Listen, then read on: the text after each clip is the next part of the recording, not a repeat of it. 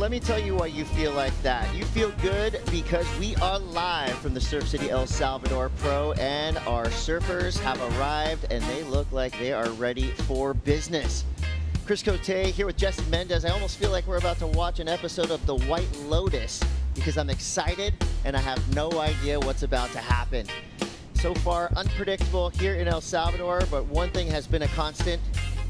These surfers on the championship tour are ripping this place to bits, and I think that trend is going to continue today, Jesse. I'm so excited to watch what's going to happen. Obviously, we have beautiful sunrise right there, and the waves are kind of cranking. Well, if you have not set your fantasy team, you better get on it because you've got about 30 seconds to set your women's team. Of course, for the men's side of the draw, you got a little bit more time, but don't forget, you don't want to be razzed by your friends in your fantasy leagues for forgetting to set your surfers. It's happened to me many times before.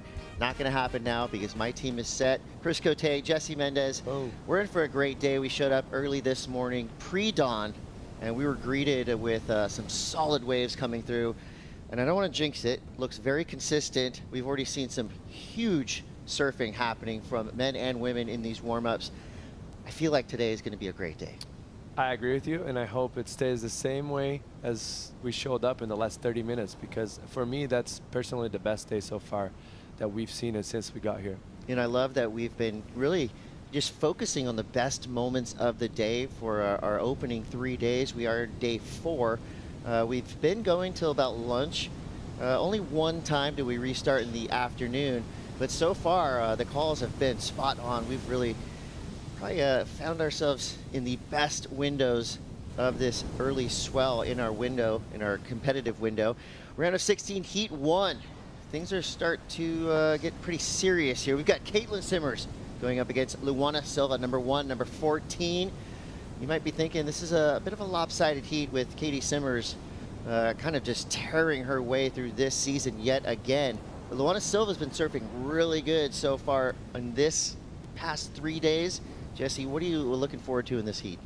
I'm looking forward actually to Luana to open up. Obviously, we're going to expect that Caitlin's going to provide us some above average surfing because she's been very consistent, the most consistent woman, or even on the male side as well, off the tour so far. And Luana has been a little shy in the first few events, but this conditions here suits her surfing so well. Big open faces. She has a beautiful style, amazing technique.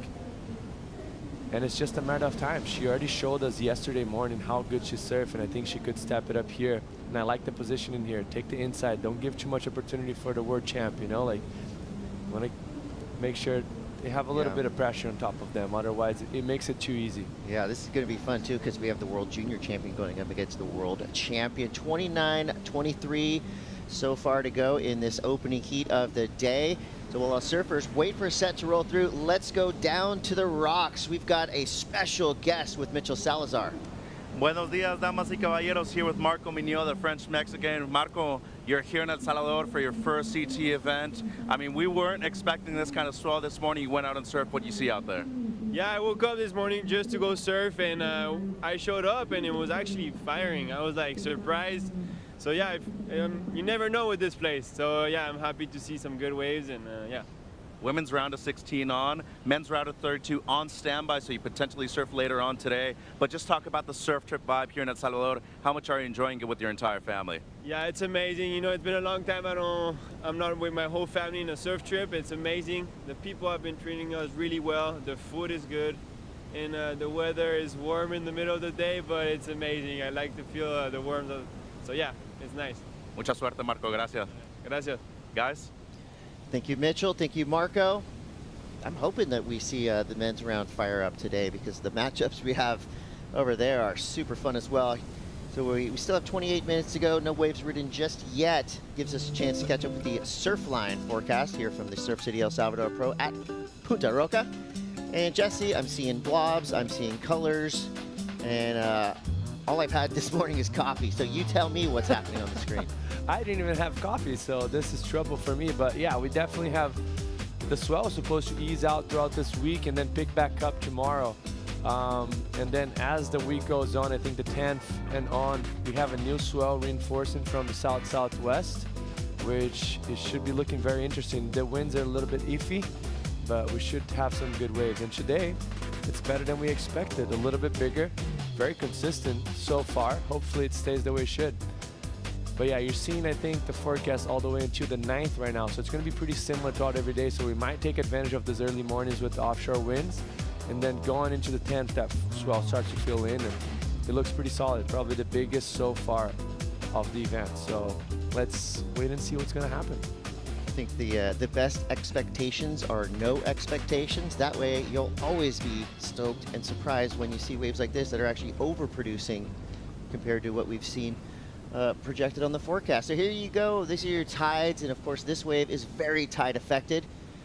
Low tide around 219, so it's going to be dropping pretty quick and pretty far out. They're basically where they're sitting right now. They're going to have to walk to that spot, and it's not an easy walk. You see these rocks in the foreground, multiple sizes, very slippery. That's the one thing, you know, everything down here in El Salvador is so nice. But that walk out, you know, you got to earn your sessions, but it's worth it. It definitely is. Mostly to be sitting in the water with these conditions and only one friend out. We'll take that any day. You know, I always wonder, at the beginning of these heats, especially the first heat of the day, it doesn't look like there's any banter, any communication out there. You know, you kind of see the friends, right? The friend groups on tour. They're all, I would say they're all friendly kind of rivals. But let's say if it was, you know, Sawyer out there with Katie, there'd probably be a little bit of conversation. But when it's someone that you maybe don't match up against that many times throughout the year, someone that you don't travel or stay with, it's almost like you see this a little wall between these two surfers. They know exactly where they are in the lineup, but no smack talk early on. As they shouldn't. I'm sure they spoke right before the heat started, and then after that, you're just trying to be present in the moment, which just sounds very cliche, and everyone says that, but it's real. You just got to focus and make sure you get all the noise out of your head, and you're just looking at the next step in front of you.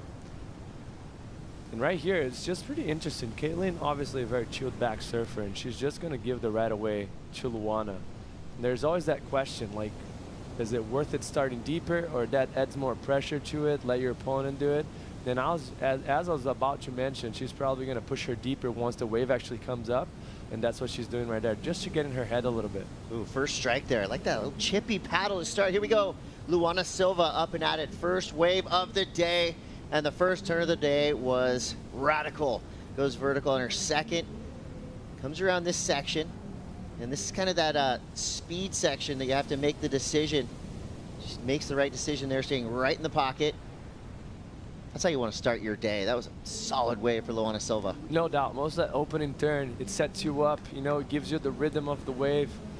And she opened up with fireworks right there. And not to mention, obviously, we have the way the right face is here. You have the sun in your face during this time of the day. So it makes it trickier for you to read down the line. And she did that so well. Good way for Luana to start. You're going to see it here. The sun's shining bright in her face, and she opens up beautifully. Second turn gets up and tighter, even more critical. Cut it short a bit, could have extended a little bit more in that second turn, but now she reads this wave very well and gets a beautiful open face carve. Once again, tight right there, and finish it off strong.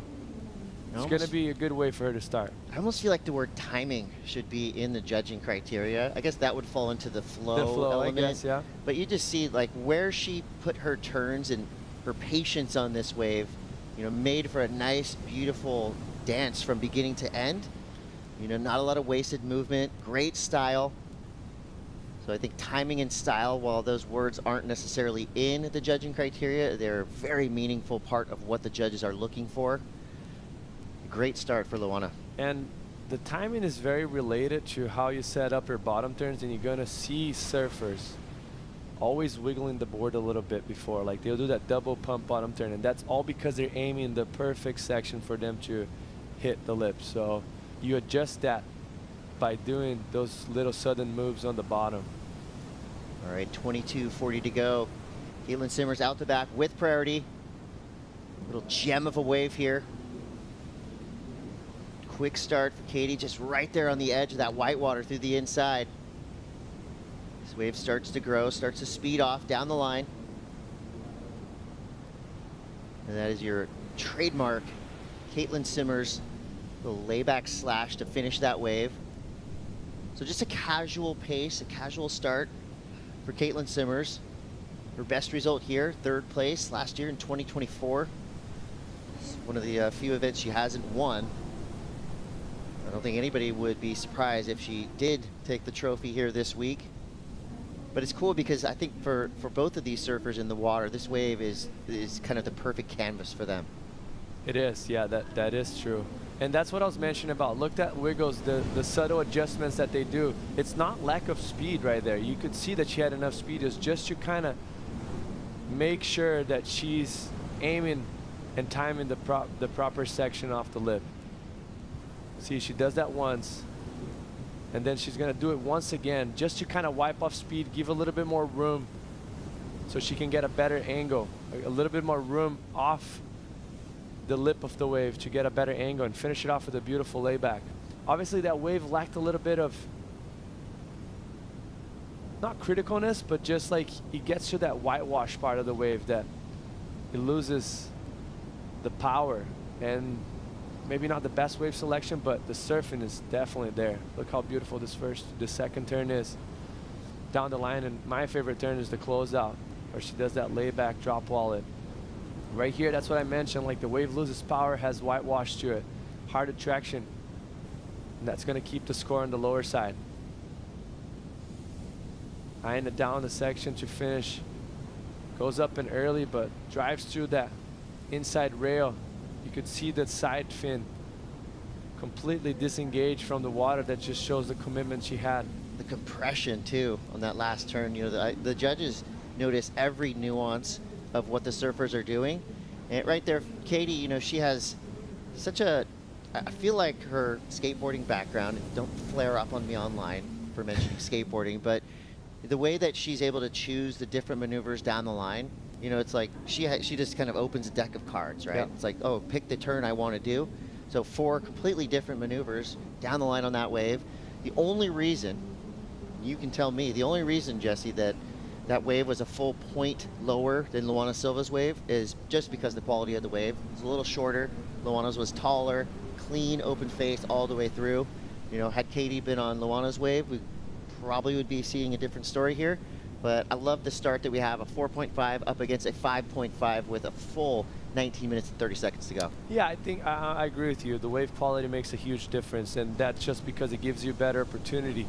Obviously, if Caitlin was in that wave, we expected her to get a better score, something close to what Luana had, because Luana surfed it very well, but both surfers still kind of not going 100%. You can see the difference just by how much prettier and how much more of an open wall this first wave is, mostly from here on. Like, this wave is completely clean. There's no whitewash throughout, which is just a combination of water and air from the previous wave that was going down the point, and finish it off strong. You can see there's more coping, more curve to it. And right here, that's when that whitewash starts to hit. And it just makes the wave harder to surf, harder to gain traction with your rail. And it doesn't look as pretty. Like, it makes your turns look smaller. You kind of disappear, mostly with kind of a whitish board that she has. It kind of matches, like it blends in. So all of that plays a factor. Looks like we have a Massive set event happening right now. 18 minutes, 30 seconds to go. You got Luana Silva out the back with priority. Katie Simmers right there. How do you let that go? Oh my gosh, this wave looks absolutely perfect. All right, one of the biggest sets we've seen of the morning, and Luana Silva's up and at it. This carve, kind of just setting things up, trying to read this wave down the line. That's a little bit more aggressive off the top, almost catches on the bottom turn, but gets around through it. So another kind of a casual, stylish start to this wave for Luana Silva. You know, she engages her fins and rails just a little bit more. She's gonna pull out of this wave. Will she see Katie Simmers? She does. Now Katie on a racetrack through this inside. Beautiful slicing carve there. Great combo, S turning straight back up into the lip. Wave slows down just a little bit. You know, she's just looking down the line. Bashes that end section. That's more like it. Back-to-back gems this morning. And that's what I was mentioning. Right before Lulu was paddling on that wave, I looked over my shoulder. I could see there's a wave behind. And like usually on point breaks like that, the second wave, if it has the same size or if it's a little bit bigger than the wave before, you'd get a better line to it. You'll be more extended. There's going to be more waves. Like J-Bay's kind of like that. So like the wall is going to be a little bit more extended in front of them. So it's how do you pull that off and just let that first one go, which was the biggest wave we've seen it so far in this event. Well, 16:50 to go. Judges chewing on what they've just seen, and with the best seat in the house. Strider, what's the morning news? The morning news, Strider line, the waves are pumping. This is amazing. We showed up this morning and I think it's the best day of the waiting period so far that we've had, and watching these sets roll through has just been a true pleasure. How's it looking from the beach? It's looking absolutely perfect. To quote the Kelly Slater black and white, these waves are just saying, hit me, hit me. Yes, 100%. I mean, watching the waves come through, and we got Katie paddling by, we had Luana just paddling by before, and you know, they're lackadaisically looking, but it's just so hot out here that I don't think they want to overheat. Yesterday, Luana telling me when she paddled by that I'm sweating in the water, so I think they're pacing themselves to get back out there.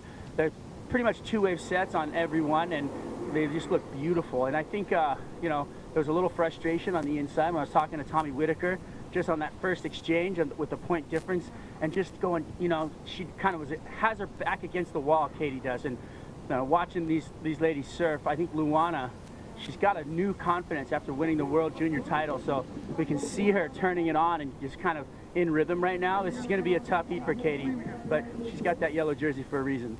Yeah, this is a world champ, the world champ. One of them, the world junior champion, Luana Silva, and Katie Simmers, of course, reigning world champion in that yellow jersey again.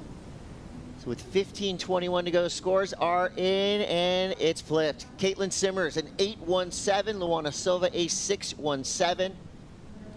This is a chess match with some action. So, Jesse, tell us why. One of those waves, they looked pretty identical, you know, at the start at least. The end, maybe that closeout section helped Katie Simmers get a full 2 points above Luana Silva's wave. Well, there's 2 points of difference that I see. The commitment, how she engaged the rail on this first turn here. You can see that she drives down the line more, had more speed throughout the turns. Right here, it's kind of a down point. The wave gets a bit flatter, but this is the second point that's going to make the difference on the scoring. Just finish it off with a big closeout turn. And that's what the judges are going to remember. The commitment in the beginning and how she finished. Look how much pressure she applies on the highest part of the wave, the most critical part of that wave, and finish it off strong. And on Luana's side, she didn't have that. So the commitment, I think, was the difference of point in both this wave surfed by the surfers. That was Katie's first excellent wave here in El Salvador, and I think there's going to be more to come. Now let's take a look at Luana Silva. Did you see the difference of speed that we had on that first turn from both of the surfers? The second one, she really opened up. But the first one, Caitlin had more speed throughout the line, and she cut that water sharper. And right here, unfortunately for Lulu, the wave just disappears. Yeah, just a little bit more exciting at the end of Katie's wave. Yes, this is a beautiful turn from Lulu. That second turn, she really opened her arm span, then bring that board back around. Right here, she's almost going to catch it because of that foam ride right there. Goes a little bit too much pressure on the toes, almost loses the fin. And then the wave kind of dies out, and that's the problem of that first wave of the set. The second one usually stretches out more and gives the surfers more opportunity. So if you think about it and break it down, you know, first turn from Caitlin, probably a half point better, and then she had a big finish, which that's probably that 1.5 difference in between them. And just that little hiccup through the bottom turn for Luana, I mean, that is a glaring difference, because Katie's rails were engaged the entire way, one smooth line, and even though, you know, that was subtle, the judges noticed those things, so that would impede the flow that the judges are looking for. 12:53 to go, Caitlin Simmers now in the lead, and you can just see these conditions we have right now, absolute perfection. This is why surfers have been coming to Punta Roca for decades now. Probably one of the best right-hand point breaks in all of Central America. I agree with you. And very consistent as well. As we see, we're supposed to not have waves today, and it's kind of firing. Well, El Salvador really has that kind of North Shore Oahu feeling sometimes. There's a lot of power here, just a full-on swell magnet. That's the difference between here and many other places in the world. Pretty much any time you come to El Salvador, you're gonna get waves. Yes. You know, wind varies, rain, weather, all that stuff, but one consistent factor here, it's always gonna be waves to chest high and above. And where we're sitting right now, it's one of the less consistent waves in the stretch of, 30 minutes south and north. Like, this wave's kind of more tucked in. The point goes in a little more, so it's harder for the swell to hit here, and still got plenty of waves. But if you go just a few minutes up, it's up in Surf City, La bigger. Bocana, El Sunzal, it's probably 6 to 8 feet up there today, pumping. You want it? You got it. One more look at Katie Simmers. To me, this Chris Borst surfboard looks like an extension of her body. It looks absolutely perfect. I mean, she's doing everything and anything she wants on this board. It's a match made in heaven right here. Yeah, it is, and you could see it again, the difference of that second wave with less water on the point, just helping it stretch it down. And that's the biggest difference on that wave. It just gave her more opportunity and gave that closeout section. Because Katie has the best mix of old school and new school. She has all these really cool kind of 70s, 80s style laybacks, but then she pairs that with beyond modern surfing. Those two elements combined with her style, which is just effortless, and that's why she is our reigning world champion. That's why she will have many world titles in the near future. So here are your judging components. I mean, I'm just going straight down to the bottom of the list. Flow, to me, is going to be a very key element, and so far the judges are echoing that statement. You just kind of look at both the waves that we've seen from each surfer, and flow has been the difference. Yeah, and both of the scores as well. Like, if you look on their backup scores, the difference right there was the flow that Luana had on the 5.5 compared to Caitlin Simmers' 4.5, with that wave kind of like losing traction, losing power and speed throughout the middle of it with that whitewash. So the judges making clear, and if we go back into the previous days as well, remember that wave of Felipe that he pushed harder, was more committed, but he still, because he pushed harder, he lacked a little bit of flow, and that was the lower scoring wave that he had on that heat. Inside of 10 minutes now. Luana Silva sitting out the back with priority. Katie patiently waiting for her turn. So while we wait for the next set to roll through, we're going to take a quick break, but we'll be back with so much more action. This is the Surf City El Salvador Pro. Don't go anywhere.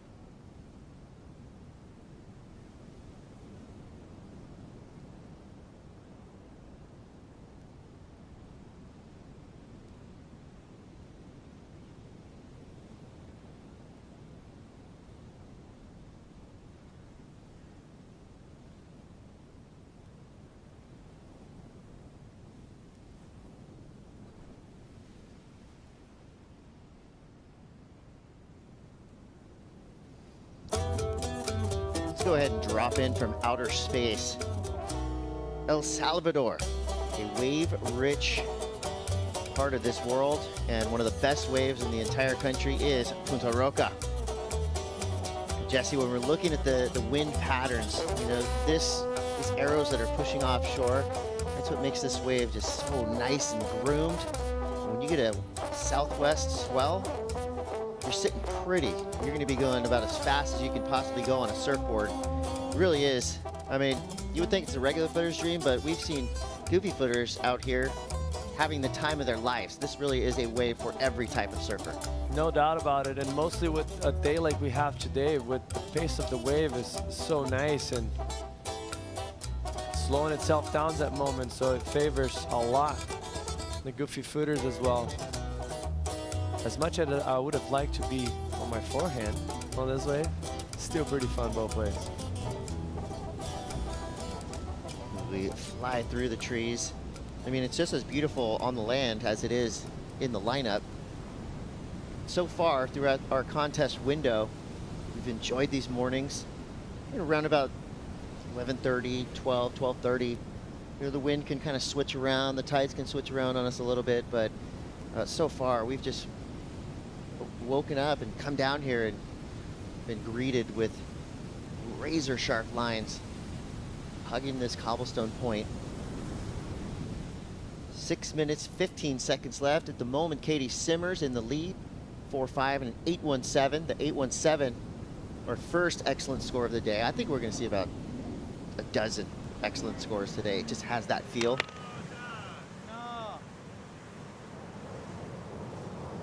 Jack Robinson getting in the zone. Don't let it fall now. You're live. I knew we could do it. Jack, you're multi-talented. One more. Multi-talent, huh? Jenga. Yeah. Give us one more. Oh, the stick. Whoa, stick. Oh, Stick Wow. Nation. Has to be stoked on that one. Rocks and sticks, two of my favorite things in one. It's a good Looks like we sign got for some Jack sets Robinson. coming. So 5 minutes, 15 seconds left. Set rolling through. Kind of a mid-sizer. Next one looks like it might stretch down the line. Let's see. It's going to be an opportunity for the girls or not. There's a paddle. Luana has priority. Is she going to activate? No. She's going to give way to Katie Simmers. Might be a costly mistake. That wave looked like it had a line, but there you can see wise decision from both surfers in the water. There's another one behind it. Is this one going to stretch out down the line? Yeah, it does.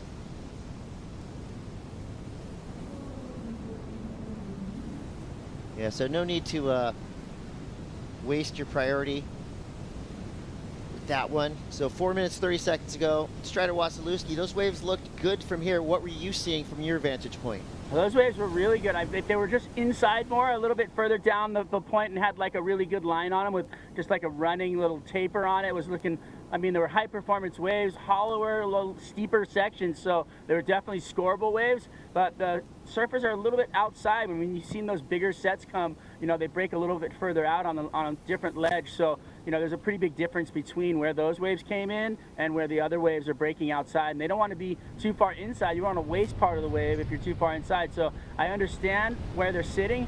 It's just the time is now crunching down, and if you don't get one of those bigger sets, you're gonna want one of those little nugs on the inside that are just racing down that corner. And Sawyer just paddled by. She was just like elated. She's so excited to go surf right now. She's like paddling into the lineup already, which is interesting. You know, her opponent out the back already in the water with priority, kind of in a sense right behind the other surfers. So two different approaches paddling out right now. We'll see what happens. Strider, I have a question for you. In their position right now, so far, what have you seen it? The first or the second wave of the set has been better? You know, it's funny you say that. I was sitting in there with Tommy, and he had a little frustration because, you know, Katie was behind on the scores because of the wave she got. And then we saw that set, and I said, well, Lulu's going to take the first one because it's going to look too good, and the second one's going to be steeper and faster. And I think the second wave of the set's a better call right now. Here we go, Katie, looking like she's interested in this section, but just kind of runs off on the inside. Back to you guys. Thank you, Strider. There's a quick look right there for Katie Simmers. She's in second priority, so that's not really going to affect much, and it actually could help her. It's a weird kind of superstition about surfing. Sometimes you get your best wave paddling back out. I don't know, it's just whatever the cadence of the ocean or a little bit of the luck of the draw. But no sets behind that for Katie. Well, they've been sitting for quite a while right now. We had that kind of medium set that came in the first wave kind of filled in too much water. So that second and third one were kind of too close to shore, and it stretched out too much, unfortunately for the surfers. But hopefully in this next 2 minutes and 15 seconds, we'll see another opportunity for both of the surfers, because it'll be a bummer for Lulu to not get one more chance, you know? Like, she's been playing a very good heat so far. Just on the wrong side of the decisions, which, how do you blame her? 6 foot face wave, perfectly groomed, comes towards you. How do you let that one go to the something behind that you have no certainty of? Yeah, I mean, we're still pretty tight up top. Luana Silva needs a 6.51. You know, she knows how that feels. She's just got to do a little bit better than that 6.17. And for Katie Simmers, she's got a 4.50 as her backup score. So, you know, obviously the numbers tell you that she's going to want to improve on that. And I think that's kind of the difference here. Katie Simmers could do that on a mediocre wave, given one section to work with. Minute 14 to go. Potential lines coming through. Is that an indicator on the other side of the rocks, kind of out the back, or is it more of a mirage? No, definitely it is. The problem is sometimes those waves up the top will kind of stick to that top part of the point, and it's not going to grow down the line. But you kind of want those waves that have the indicator out the back but still stretches out and gives you that good opportunity in front. Looks like there might be something. These waves are really fun to mind surf. I just did like a 20-second backside floater, triple pump, aired out into the flats. Still going. All right, here we go. 30 seconds left. Is this the buzzer beater that Luana Silva is looking for? Wave starting to race down the line. Impactful section for Luana. Remember, looking for a 6.51. A couple good turns, but she's going to have to strive for greatness here on the inside if she wants to stand a chance to get the attention of the judges and wrangle that 6.51 out of their hands, and doesn't get the finish. Yeah, I don't see that coming in a 6.51. Unfortunately, that wave just didn't have what it took to get the 6.51, and she finished it off on the end. Unfortunately for Lula, because she was surfing very good, very on rail, and very powerful. Got to keep the heads up, and it's just sometimes, you know, luck of rotation. She knows. Goes the other way. Now we get to see Katie go back into free surf mode. Whoa, careful.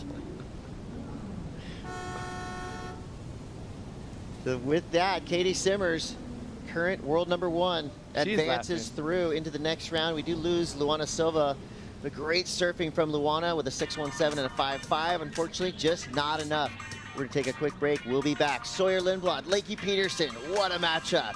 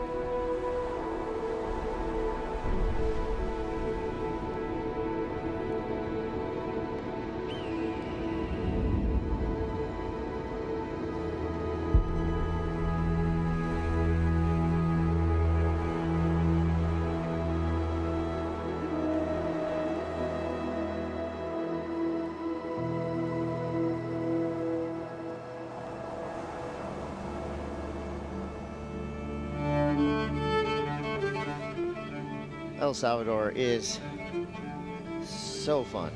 I mean, there's a lot of places in the world where you kind of, oh, okay, I checked that spot off my list, but El Salvador's a place that you want to just keep coming back to. So much to discover, and the perfect venue for a championship tour event. Don't believe me? Just ask Katie Simmers. She had a 12.67 heat total. It looked like she was kind of in third gear, you know, and that's a good sign of things to come. Speaking of that, here we go. This is going to be a real fun heat to watch. Evenly matched, ranked 7 and 9. Sawyer Lindblad, Lakey Peterson. Goofy versus regular. You know, Sawyer enjoying her second year on the championship tour. Lakey, veteran.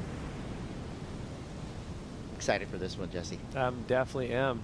It's going to be a good match, and with the conditions that we have on offer right now, a lot of opportunities of high quality waves for the surfers, and also gives that little extra spice because they're kind of slow in between. Looks like Sawyer here up and right and running down that line in that first stretch. Opens up, nice setup turn.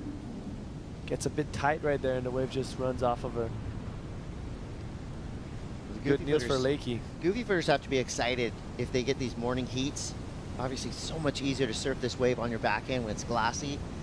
We've seen some goofy footers in the afternoon sessions where it's a little bit more chunked up, have a little bit trouble through their bottom turns. But right now, I mean, it's oil glass out there, and who better to watch on a right-hand point break than this surfer right here, Lakey Peterson. We've seen what she's done at Rincon and so many of the waves on the championship tour that are long right-handers. She's built for it. Great style, super precise, powerful, the complete surfer. 25:18 to go. So both surfers with kind of short waves to start, but you see the urgency with Lakey. You know, that was just like a sampler right there, just a taste. She's gonna get back out there and try to find one of these waves that runs all the way through to the inside. This is her money turn right there, like that textbook. Beautiful carve, real work from Lakey. She's gonna do that once again. Look how tight it is and how high in the lip. It's very hard to disengage and overboard on that third turn that she had. There's a borderline on the lip line of how high you can get, and she's gonna be right there on the limit. That just shows commitment to it. You can see her fins right there going throughout the back. It's a great way for her to start. Obviously that wave didn't stretch out as much, but still very well served. Live action from Sawyer Lindblad. Two big turns to start. Takes the high line, drops back into the zone, nails it again. Strong surfing there from Sawyer Lindblad. San Clemente represent. So Sawyer's first wave comes through to 217. That wave's going to overshadow her opening wave by far. Still waiting for Lakey Peterson's score. Love when you see a good exchange to start a heat. No doubt. Both surfers surfing very confident on top of their board. You can see there's no wobbles for both of them. Besides Sawyer's first wave, obviously misread a bit that second turn, but this last one cleaned up quite a bit. The only difference, Sawyer's wave kind of stretching down the line a bit more. She had to go lateral a few turns and then finish it off very strong. And Lakey, you could tell that she was pushing that board back all the way through every turn. You can see it here, beautiful first setup. Then once again, but kind of always having to aim down the line because that wave was stretching down. Once again has to go a little bit more lateral, and then right here she can stomp on the back foot and get a lot of water and spray up out the back. We have 23 minutes to go. Judges locking in scores. Lakey gets a 6. So while our surfers make their way back up into the lineup, the only thing more unpredictable than Katie on a wave is Katie in a post-heat interview. Love to see it. She's on the glass now with Mitchell Salazar.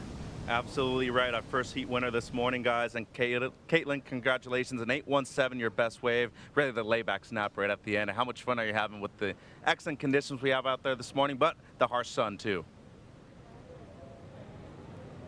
Yeah, just hopping on a rock and yeah, doing some high lines and having fun. Obviously, the board looks amazing too. There's some real cool artwork on that thing. Do you even know what that creature is, Katie? It's Nora's creature. I can't put a name to it, but she probably could. It's just, I think it's just like a fluffy, happy, or sad, whatever kind of you want it to be. It's just fun, yeah. Traveling with your dad here, obviously your manager, Gabe, but you got a couple of friends here with you too. How's that been? Yeah, I mean, it's been a really great time. Just hang out with your friends and just, yeah, I mean, it's the best thing ever. Kind of like, I feel like that's the best part about doing really good in contests, because then you can, like, kind of have the resources to bring your friends places. And that's kind of, like, the most important thing to me, is to have the people I love around me. And it just makes everything funner, and it makes me a little less serious, which I think is good for me, because sometimes I feel like I get too serious and then it just doesn't work out. So yeah. It's working out right now. Congratulations. Hey, thank you. Guys? She made Mitch work for that one. I love it. Yeah, the art on her board by one of the best skaters to ever do it, Nora Vasconcelos, and the Borst with the art, the attitude. It's a perfect combination there. 20 minutes, 57 seconds to go. You know, in F1 racing, the Constructors' Championship is right, the most important thing for those racers to try to win. Here in surfing, we have the Vissla Shaper rankings, and two brands that have been battling for that top spot since the inception. Channel Islands, Lost Mayhem Surfboards. Right now, we've got a representative from Channel Islands, the man behind the foam, Britt Merrick, is in the Red Bull Athlete Zone. Britt, good morning. Welcome back to Surf City, El Salvador.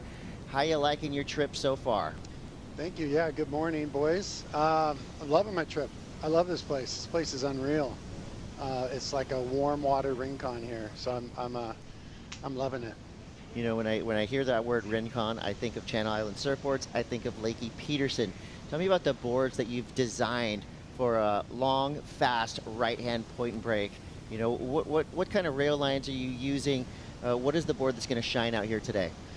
Yeah, I really like making boards for this place because it's so much like Rincon, which is, you know, 2 minutes away from our factory, and we've done so much R&D there. And so it feels intuitive and comfortable to me, and of course to a surfer like Lakey. So she's got a fairly relaxed rocker, not too much curve. You know, you got to be able to get down the line. But like Rincon, it's like long down the line sections and then tight cuppy sections. So you really got to be able to get up in it and get around that hook. Lakey's biggest turn is that big swoop off the top that she's really been working on for a long time, and she wants to be able to show that here. So we were even talking last night about the outline on her board and the curve in the back 1/3, and how if she's wanting to do that big turn, she needs the right amount of curve in the board, because right, a curve fits in a curve. So we're kind of dialing those things in with her, and it's been fun. Now, to the layperson, if you laid your entire team's boards out, you know, on the front lawn, they would look very similar. But maybe you could tell us a little bit about the subtle differences between let's say a Lakey board, a Joao board. What are the differences in your team riders' boards down here? Yeah, you know, it's mostly just different rocker curves. I mean, that's the main thing. So I'm generally working with two different types of curves, or three really. I'm working with two that are a continuous curve, and then one that's more of a staged rocker as far as boards for the CT level. And then for the two that are a continuous rocker curve, one has more curve between your feet and one has more curve sort of toward your back foot. Lakey tends a little more toward a longer, straighter curve under her back foot. Barron likes a little more curve underneath the feet. Joao, slightly lower entry rocker, a little more staged. So each of them are a bit different, and that's really fun to kind of find those idiosyncrasies and what they like. I really enjoy that process. You know, to me, watching these surfers on the championship tour and the boards they ride, it almost feels like high fashion. You know, you see something coming down the runway, it's wild, it's exotic. How does that translate to what I can buy off the rack? So for a quote-unquote normal surfer, what kind of board would I be looking at? Obviously, I can't ride what Lakey's riding like that. So what would be a board that kind of, for the average surfer, that kind of translates to what they're riding out here today? Yeah, in our line, we've got two really. The first one would be the 2-Point Pro, which is the original CI Pro with a more relaxed rocker. And the 2-Point Pro actually has fairly generous rails, forgiving rails, and a kind of a full foil through the middle and the front of the board.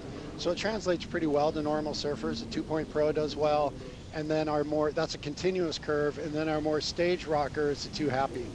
And we take that rocker for a lot of people on the CT and just change the outline to be a little more high performance than what you'll find on the rack in a normal Too Happy. That's going to have a little more subtle curves, a little more generous in the outline. But yeah, the Too Happy and the 2-Point Pro are a couple boards that are essentially on tour with some tweaks that you could go in and buy at a CI dealership. And lastly, it's pretty warm down here in El Salvador. How does that beard treat you in the tropics? Well, you know, the beard is more of a benefit when I'm hunting in Montana than it is when I'm sweating in El Salvador. I'll be honest about that. But I can't get rid of it. I shaved it a couple years ago, and my wife took one look at me and said, grow it back. So I'm stuck with it, Brock. Yeah, sometimes you got to suffer for fashion. Thank you so much, Britt Merrick, and good luck in the 2025 Vissla CT Shaper Rankings. And good luck to your rider right now, Lakey Peterson, out back. And guess what? We got rivals in the Shaper Rankings in the lineup right now. At the moment, it's Lost on top. 68,440 points. Sharp Eyes in second with 56,240. Channel Islands with room to grow. 47,235 points. DHD and Timmy Patterson there. You have to think Heisel hovering around 6. Chris Borst is in the top 10, no doubt. So the Vissla CT Shaper Rank, I think that's such a fun part of the championship tour. You know, obviously none of this would be possible without the craftsmen and women behind these boards. Talking about the shapers, the glassers, you know, the people that put those fin boxes in. These are all things that if they're off, that board's off. Even the board paint. The paint. Can't be the bad. sanders. Can't look good. You know, the groms that sweep up the shaping room. Does that still happen? I think used so. to do that when I was a kid. There should be. 15 minutes left here. Sawyer Lindblad in the lead. Her second wave came through at a 6.27, just pure power surfing, getting her the edge. Lakey Peterson started off strong with a 6-point ride. Here you have a set kind of stretching across the takeoff zone. These surfers are pretty separated out there. Looks like Sawyer's paddling wide. Lakey waiting deeper in the takeoff spot. Both surfers a little out of position for these couple of waves. I don't know if those waves would be impactful. They sure look fun, but it's about business today.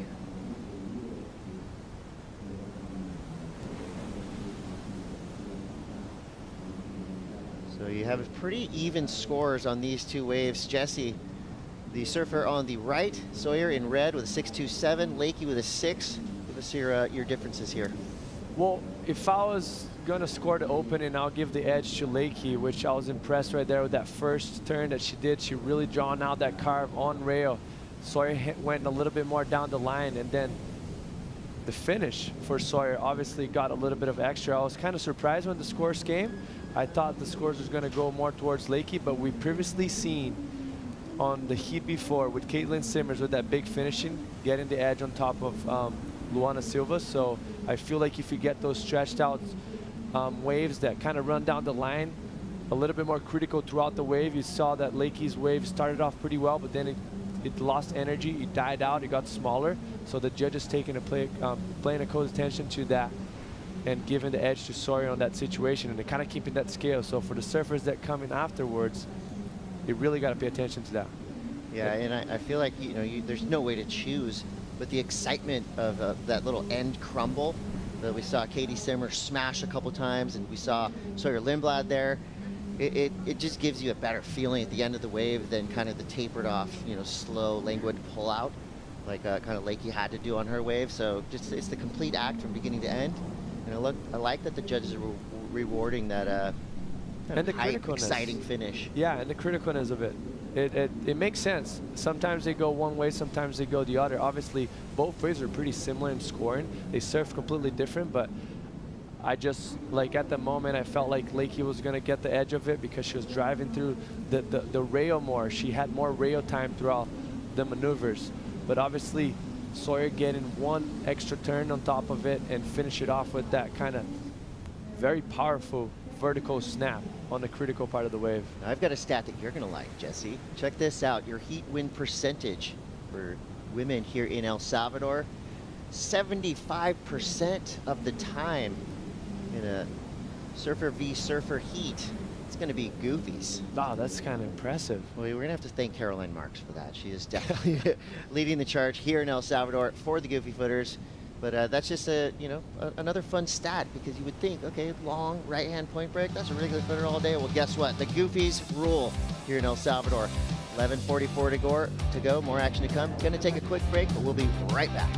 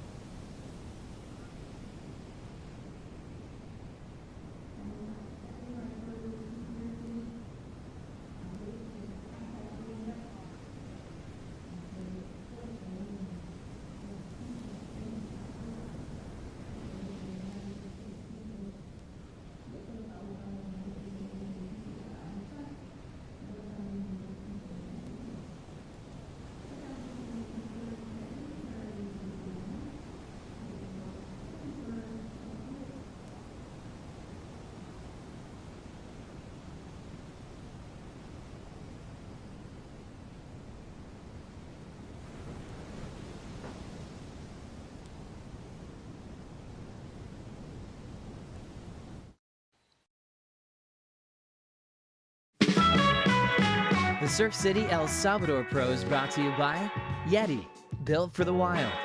By Corona Cero, made with 100% natural ingredients. And by Surf City El Salvador, home of the right surf. Straight back into it. This is the Surf City El Salvador Pro and Lakey Peterson. Up and into the lip. Score already comes through, 3.5. That's enough to get her the edge. She is now on top. Sawyer Lindblad now needs a 3.23. 9 minutes, 24 seconds to go. Chris Cote here with Jesse Mendez. So far, the high seeds, well, we've only had one heat before this, but it was Katie Simmers, world number 1, getting the win. In this particular match, we've got Lakey in 9th place, Sawyer in 7th.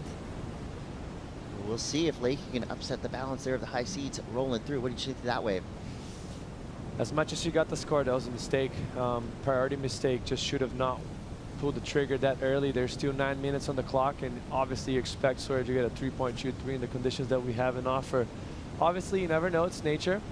Once again, a big set could come. You go on the first one like Lulu did, and the second one's even better. So that could work in her favor sometimes, but as far as what we see in front of us, she should have probably not pulled the trigger. Another medium-sized wave here, but it looks like a burner for Lakey Peterson. Wraps it through to the inside section. Big snap there. So 3-turn combo there now. You see Sawyer Lindblad answering back. Look at this little runner coming through. Big snap. And yes, in the background, we hear Strider getting fired up. Strider, another exchange for you. How's it looking from your seat?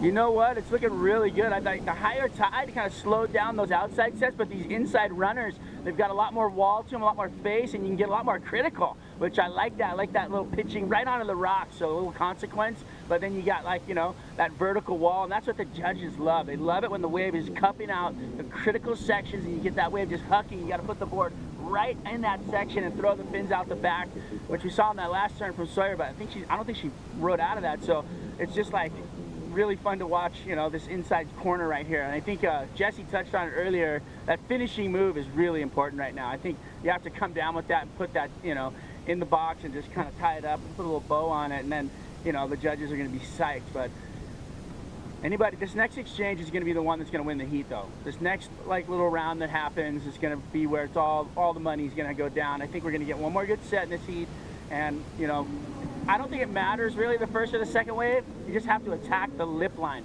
Those carves on the face are beautiful, but I think the judges, they want to see the board critically in the section where you're like almost going to follow, and that's what they love. They love the drama. They love to see that board and the fins pushing out the back and in the lip line and kind of, you know, doing a little lip slide, and then, you know, really just attacking that corner, which we've seen Sawyer doing more than Lakey, but I think that Lakey will do it on the next one because she knows she wants to get a big score. Now, Strider, it's kind of fun sometimes to, you know, kick the hornet's nest a little bit. Between these two surfers in the lineup right now, are you seeing any kind of side-eye, any vibe out there? Can we create rivalries as we go? Nah, well, right now you got a vet and you got a Grom, you know, coming up behind and feeling like she's just stoked in the water. So that kind of energy is great for your flow and your energy in the heat. But, you know, you're gonna have to bite in at some point. You're gonna have to kind of create that vibe to where, you know, you look at Lakey and just say, no, I'm gonna beat you. I'm taking you down. And so I feel like that could happen, like, you know, a little bit down the line. But right now, I feel like, you know, there's enough waves for them to just battle it out on the face of the wave, which is what's happening. Which is what's about to happen right now. Lakey Peterson on a long, drawn-out right. Takes the high line, gets around this big section. First turn, a little out of control there, and she pulls out. That wave tapers off quickly. That was an interesting one for how fast it was going to that immediate, almost e-brake shoulder. Speed control is going to be crucial if you want to make it through a heat today. And not just going fast, but also knowing when to slow down and push. Yeah, and the problem here, Chris, like you mentioned, when you have so much speed, you kind of need to either stomp on the brakes or find a good angle, and that's not what she did right there. She kind of gets too high and tight and very close. You can see that her body doesn't have too much separation from the lip right there as she was bottom turn. She needed to give herself more room, wipe off the speed a little bit more. So what that does, you have extra speed throughout a very hollow part and pocket of the wave with not much of angle to lay your rail, where you usually get the control from. So unfortunately for Lakey right there. I like that she's on the hunt for one of these insiders to give her the opportunity. Yep, there's that trademark Lakey Peterson carve. Nice 3-turn combo here for Lakey. Generating speed through this inside section. That right there, I mean, I think I might give my pinky, or at least a toe, to be able to turn like Lakey Peterson. It is so technically sound. Right behind her, Sawyer Lindblad on her backhand, trying to get that goofy V regular percentage up. So with 4 minutes and 14 seconds to go, this has been one of those real just exciting heats because it's been wave for wave, right? It's been punch for punch. Both these surfers have been really kind of swapping on the first and second waves of these sets.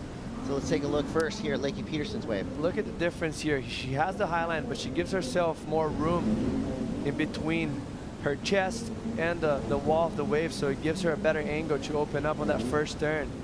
And then she kind of got a jam right here. Like that wave kind of started to groove down the line. Seems like it was going to die out here. And then give her a few extra sections. And she finished it off strong. I always love, I'm a sucker for this angle. Two surfers up at once, Goofy versus regular. And Sawyer blasted this thing from the jump. Took about 6 big backside hooks. This is when you don't want to be a judge, you know? No matter how much coffee you've had already this morning, you have your work cut out for you trying to decipher those last 2 waves. And just to mention, like they would have to split the panel right there, because some of them would be paying attention to what Lakey was doing, and some of them would have to be paying attention to what Sawyer's doing. They don't have eyes that go in different directions. How could you make, like you know, I had the camera on that angle and I didn't see what Sawyer did out the back. So right here, she started off strong, gets up in vertical, going down the line a bit more. Then right here opens up. and a fourth turn. That's the one that she brings the nose all the way back around. Powerful surfer. This is going to be a great exchange.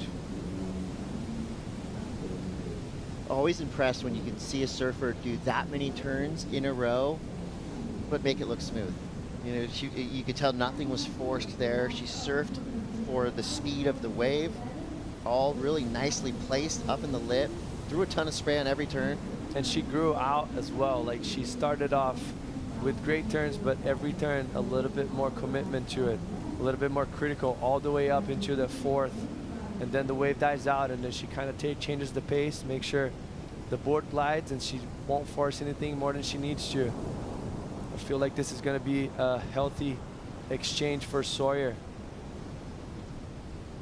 She had a combination of major maneuvers right off the bat. In order, you know, just in her second year on tour, showing so much poise, fearlessness. You know, I don't think any competitor on the championship tour is going to have Sawyer Lindblad shook. You know, she's up against Lakey Peterson right now, who has been putting up some big numbers, but you can just tell, you know, Sawyer surfing with a lot of confidence. Both of the surfers actually, like we've seen one mistake of each. Sawyer's on that first 2.17 and Lakey's on the previous wave, the 1.7. She kind of found a weird angle to that first turn. 1 minute left. Surfers tightening up in the takeoff zone. Sawyer does have priority, but Lakey is going to keep her honest. So this is kind of what we generally see at the end of these heats. You know, the surfer in second priority, generally trying to get that inside section. Sawyer here getting the news. You saw that Lakey little not show of happy. emotion from Lakey, splash in the water, and it comes through. It's enough. A 5.7 for Sawyer Lindblad. Lakey's last score just under the 5.47. So 27 seconds left. We could see one more opportunity roll through. I don't know if they're in time though. Looks like they're paddling upwards. Yeah, Sawyer's playing a But no matter sound what, Sawyer's tactical gonna go. game right here. Yeah, but very tight heat. If we look back to it, both surfers really different approaches. They both kind of stuck to their guns, and just Sawyer probably identifying a little bit better waves that stretched down the line and had a bit better closeout. Well, at the end of that one, it's going to be Sawyer Lindblad from San Clemente, California, taking out Lakey Peterson. So the Goofies so far looking solid today. We're going to turn the page on this heat, on to the next with Joe Turpel and Rosie Hodge. We will be right back.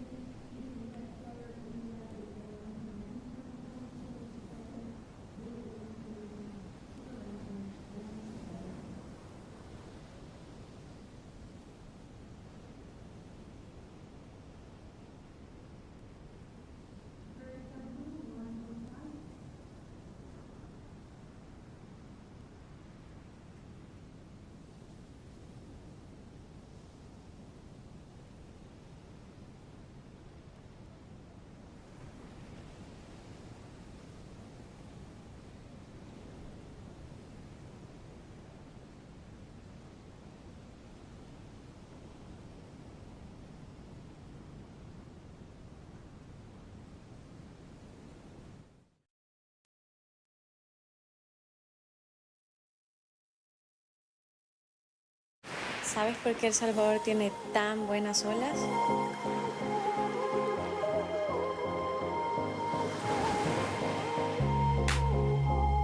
Muchas de las olas buenas que tenemos acá existen por cómo se formó el terreno. Los volcanes prácticamente moldearon la costa.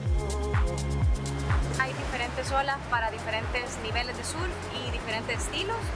Y creo que lo que las hace especiales es la exposición que tienen las olas al Pacífico y a los swells que vienen. Ese fondo de piedra y los diferentes oleajes es lo que hace que tengamos olas tan constantes y definidas. Y el fondo de muchos spots acá no es de arena, sino que es de piedra volcánica, la que lo hace más limpia, más larga y más predecible.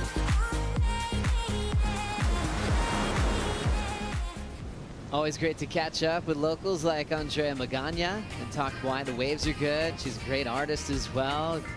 Has a great vibe, which really matches this beautiful country in Central America, as we've been loving it.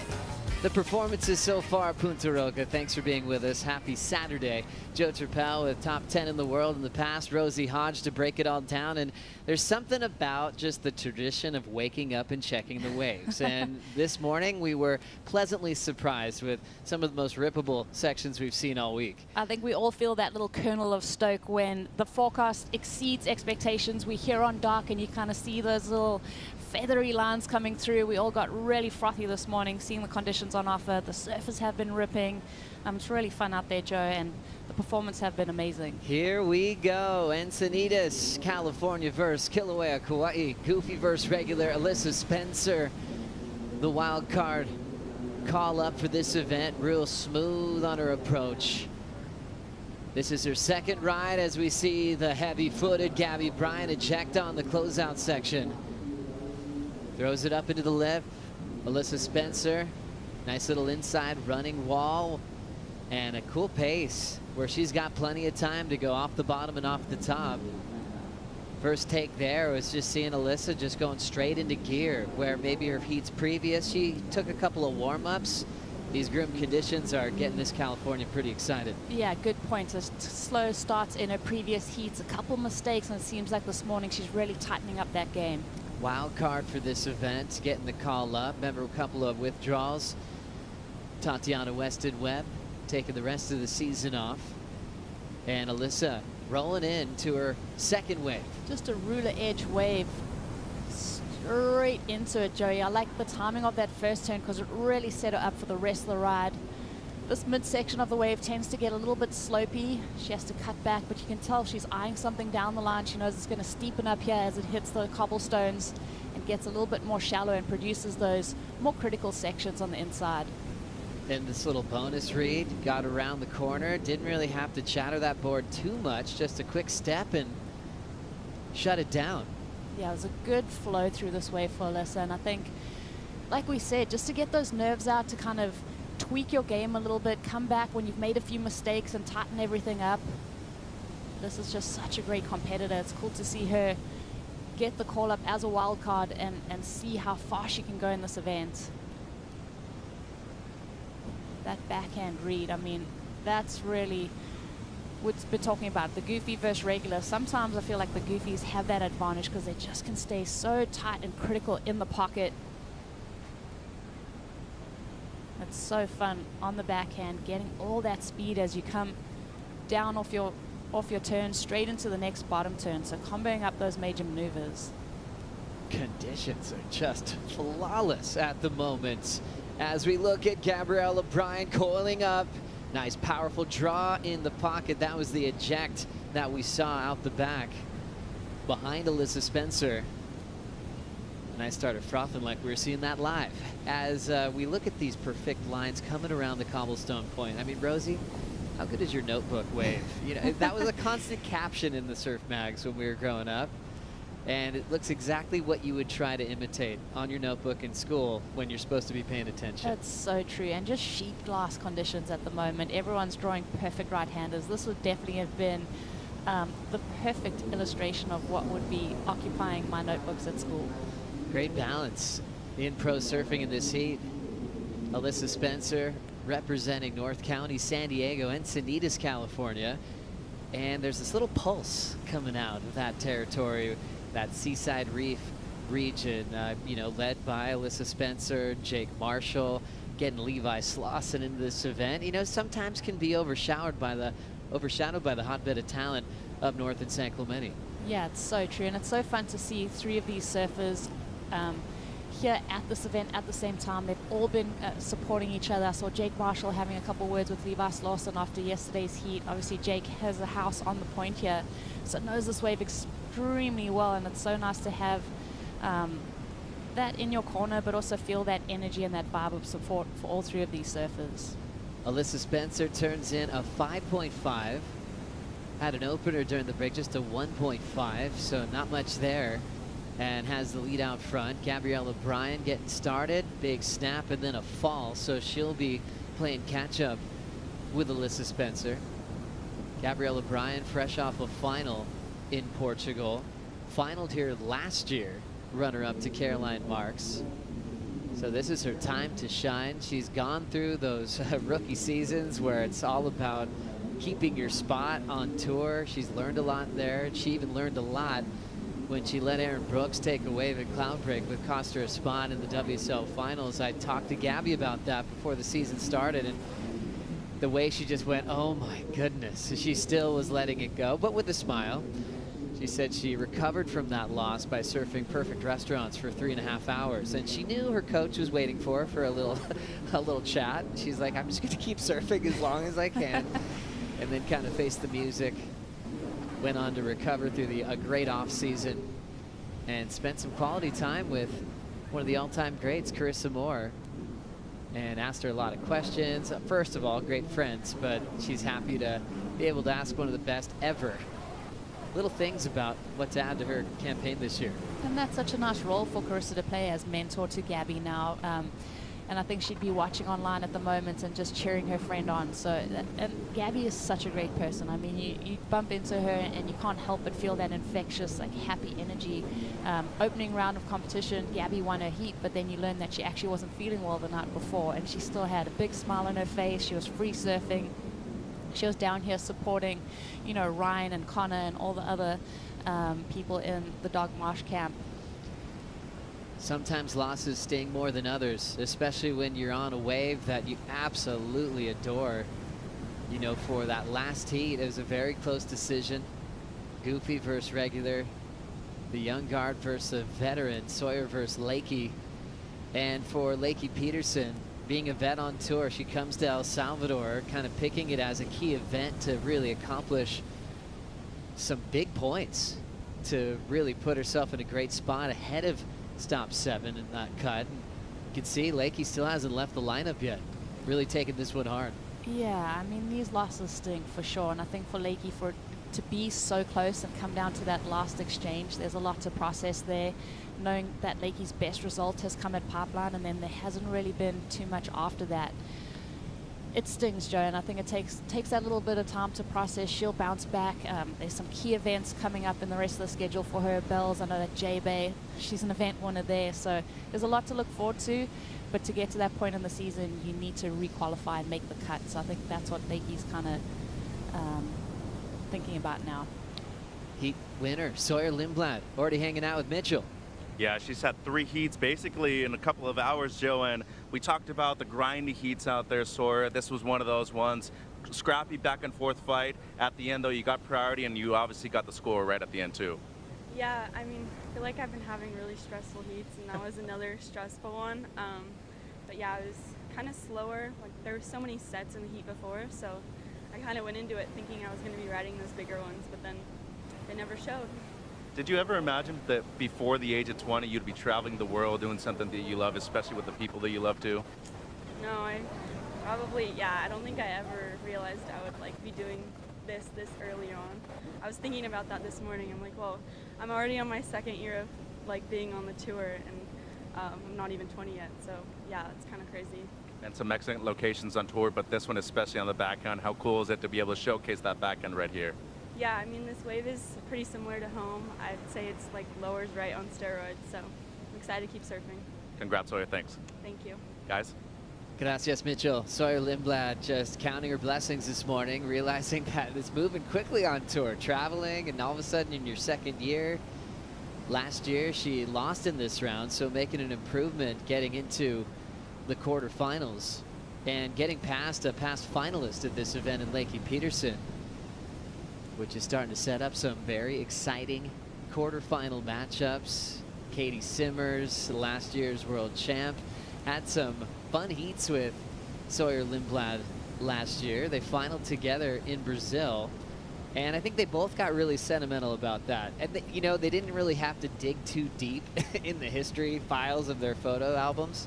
Just a few years back, posting like nationals titles together, little amateur career moments. And they were both so happy to share a CT podium together last season.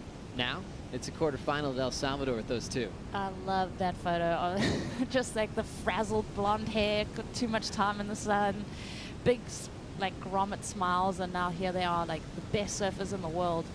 Yeah, it's such a trip just seeing how quickly the careers of these young surfers have evolved. I mean, to see Erin Brooks on tour, you knew it was coming, but to actually witness her on the championship tour, it's just it's been a wild ride with women surfing. Just so mind-blowing. Erin Brooks coming up next against Bella Kenworthy, both teenagers, and 21% of you on your fantasy teams had Lakey Peterson, so a big chunk of people getting hit with that loss. You can play now, worldsurfleague.com. You can still set up your men's team. Round of 32 still on standby today, and some great heats to look forward to. Yep, Brian Perez does have Italo Ferreira in the round of 32, potentially later on today. And as you remember from last year, Brian Perez went to the sky, came down, landing so smooth, and upset Italo right after he got that win in Tahiti. So looking forward to that rematch here at Punta Roca and get involved in that team. You missed out on setting up your women's squad. You can maybe get in right now and set up picks from the surfers that haven't competed yet in this round, trying to get some points. Even the small waves just peel so perfectly. So you're kind of made a reference to lowers. How'd you like that? Do you feel the same way? Yeah, I think there's definitely some similarities, and I think that's why we have seen people that call lowers their home break do so well out here. I mean, Felipe, Griffin, Caroline Marks, Lakey. So yeah, there's definitely, you know, shades of similarity. The cobblestones, all of it. But yeah, it was interesting watching that little wave come through there. We heard Sawyer reference it. You know, she thought she was going to get a lot of the sets, and I think recognizing that the opportunities are a little bit few and far between as we see a couple waves coming through here. Drifting into position is Alyssa. Gabriella Bryan lets it go as well. Now it's time to check in with our boy in the water, the Waz. What's happening? Well, we've got a high tide coming up in about 20 minutes, and as that tide fills in and it gets to that height, it just kind of slows things down. It's almost like Mother Nature taking a little breath from pushing so hard. And, you know, now we got that time for the ocean has time to like kind of chill out, but unfortunately it's in a heat right now. And so, you know, those first couple of opportunities that came through, if you capitalized on those, you're feeling good, you know. And right now, Gabby's a little up against the wall because she's looking for waves out there and there's not a lot happening. So, you know, she might have to adjust, go up to those deep peaks on the point and try and catch those really cupped out hollow ones, do a couple of big, you know, power gouges that we know she can do to try and get something on the board, because waiting right now seems to be, it's not working out. I mean, I think we're halfway through the heat. She doesn't really have anything over a 3, so she needs to get busy. But we, you know, as soon as she does, we're going to see that flare and that huge power. I mean, she's probably got the best frontside power hack on tour, and I'm talking between the men and the women. I'm with you with that, Strider. I think it's definitely the most powerful. O'Leary went on to say, it's just so nice to see that type of class with power since Carissa Moore is now enjoying motherhood. And now Gabby doing so well with some great rail work and big power hacks on tour. 267 was her first start with the fall. But there's that extra kind of sense that you need to have. We break down skill sets with performance and big turns and maneuver choice and a bunch of other things, fitness, all kinds of stuff, Rosie. But to be at this level too, like Waz on the water, you have to be able to read the ocean and have those instincts. And it is like a relationship where when things do kind of slow down, you have a lull that can be surprising for a lot of regular surfers. The world's best are always connected to that rhythm, some better than others, and that really stands out. And you know, it's not by fluke. I bet both of these women, they've been down here since dawn, and you'd be like timing the sets, having a look at what the energy is doing, knowing that that tide is incoming. So just taking all those factors into consideration and kind of creating a game plan around that. I think for Gabby, that opening exchange is so important. Alessa obviously getting the smaller wave, but really sucking the marrow out of it with the 5.5, and Gabby having that fall on the bigger wave. That kind of stings a little bit for her, just knowing that she's made a mistake early on and there hasn't been much opportunity with, you know, sub 13 minutes on the clock. The last thing you want to do is have to sit and wait to recover. It's like you want to jump on the horse again. You want to just seal one, get one all the way down the line and forget about that fall. Now she's just got to think about it minute by minute until she gets another chance with priority. Gabby Bryan on a magic board, driver 3.0 from Matt Biolis. Richard Dog Marsh hit it from her after it looked great in the warm-ups. But one thing that the Dog Pound told me the other day was Gabby's skill set is sleeping. They said she can easily sleep like 16 hours. She can just turn it off and go to bed. She loves her sleep. She has one of those rings that tells you scores and stuff. And always in the 90s, 96, getting close to maxing it out. So she's always well rested. That is a gift, because being able to sleep on airplanes, sleeping anywhere, that really is something that's an advantage. Dog Marsh with Leo Fioravanti. Looking at the conditions, Leonardo was stellar in the opening round. The tough part about these camps, sometimes you get those matchups together, and Fioravanti will have Ryan Callanan in the round of 32. No, that hurts. They were so, watching Ryan get through his heat yesterday was really great. Leo obviously had a crack of the first round, winning that heat. Doug Marsh from Cronulla opened a surf shop there before he moved to the southwest of France, which really began his coaching career. Originally with Billabong, just building talent. That's why he had such a long relationship, or does have a long relationship with guys like Ryan Callanan. Multiple time finishing in the top 16, finished 8th in the world back in '92. That was Kelly's first world title. And also won an Aussie national title back in '86. 10:45 on the clock. Alyssa Spencer with a 5.5, and Gabriella Bryan suffering from the fall, and maybe the longest lull we've had so far this morning here in heat number 3. Still 10:30 to go. We'll be right back.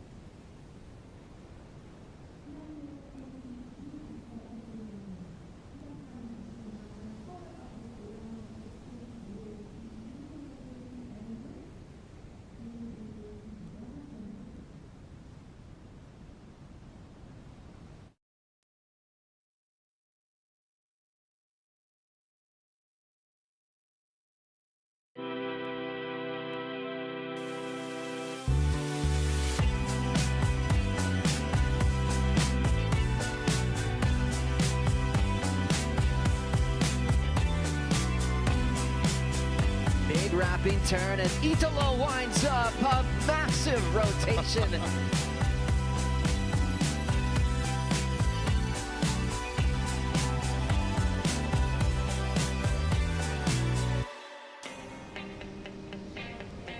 Buenos dias, bienvenidos a El Salvador. It's a special day here. We've got great groomed lines here at Punta Roca.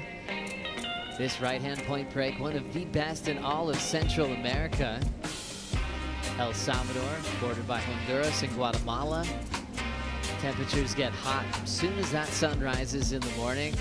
Water temperature just about the same. Welcome to paradise, and maybe one of the best event structures we have on tour. Hosting us so well. In between all the coconut trees, you've got a 3-story tower for the judges, and glassy conditions prevailing. Here in heat number 3, after a long lull, it's Gabriella Bryan from Kilauea, Kauai, looking to set up that big, powerful front side hook. Starting to really drive down the line, and she is gonna be so deep. Little bit of downtime, but not giving up. Little draw into the pocket, sweeping into the open face. Hooks it back in one more time. Anticipating another wrapping cutback. Here's this bowl bending at her, and she will hit it off the lip.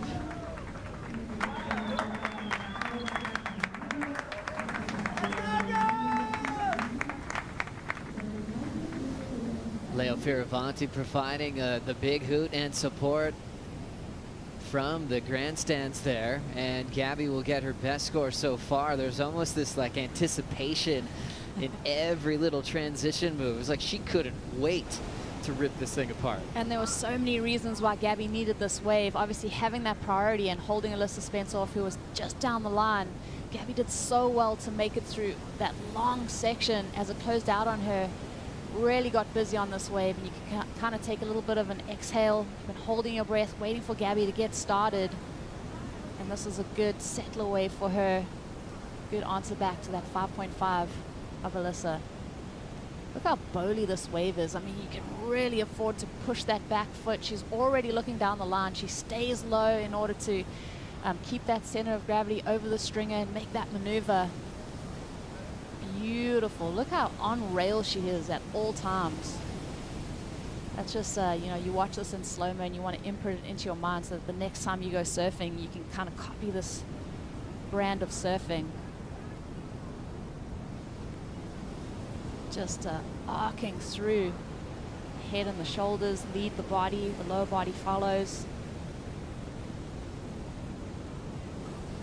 Now paddling back out is Gabby Bryan. Waiting for that score to come through. Had some great connections. Changed gears a few times and was lucky to have that inside bowl bending towards her. And to hit the lip to finish, Alyssa will wait for that number as she moves into first priority. This just in from upstairs.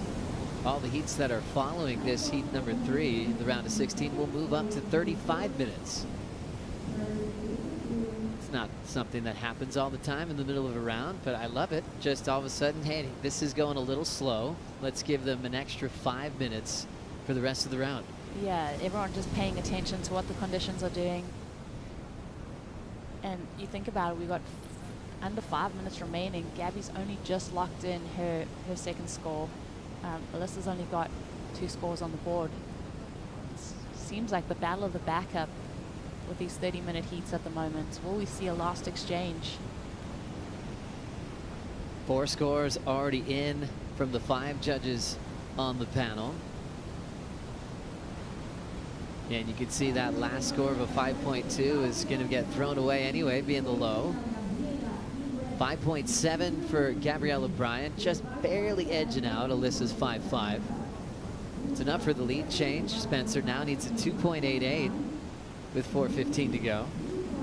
I like that spread on the scale. Just thinking about what Alyssa got done, what Gabby got done on that wave, pretty similar. So good even keel numbers there. Gabby picking this one up. Under priority, Gabriella Bryan. Big drive, big punch out off the top. There's that little slippery wrap into the pocket. Hard off the bottom, extend the slide for Gabby. And she'll tuck out of there. So fun to watch her kind of grovel there with a lot of excitement, knowing that she's got that 2-ranger she wants to ditch with time winding down. Smart move from Gabby. I mean, playing inside that priority, and there's only one thing to do when the wave's a bit smaller, and like you said, you're kind of groveling in today's conditions, and that's to surf the wave up. And that's exactly what Gabby did. Lots of speed, lots of intent on every maneuver, smashes it up. There's a subtle change in body language with Gabby on a smaller wave. she's trying to surf this wave up in terms of what the judges are seeing and the score line. We'll see if it replaces the 2.67. Speed, the power, variety, 3 different turns and really pushing it.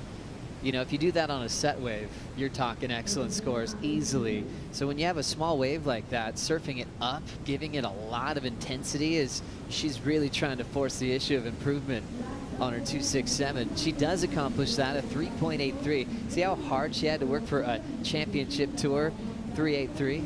I know, that's that's such a good, just a note there of getting a bad wave and how you have to surf it up, and you surfing your guts out and you're ordered with 3.83. So the judges are onto you. They know the quality of surf that's on offer and the surfing that Gabby is capable of. Waves on the way. Alyssa Spencer holding her position. Gabriella Bryan will take a look at it and let it run through. Alyssa needs a 4.04 now since Gabby did improve on that last score. Well, Gabriella Bryan has a lot of supporters, but no one better than her mom.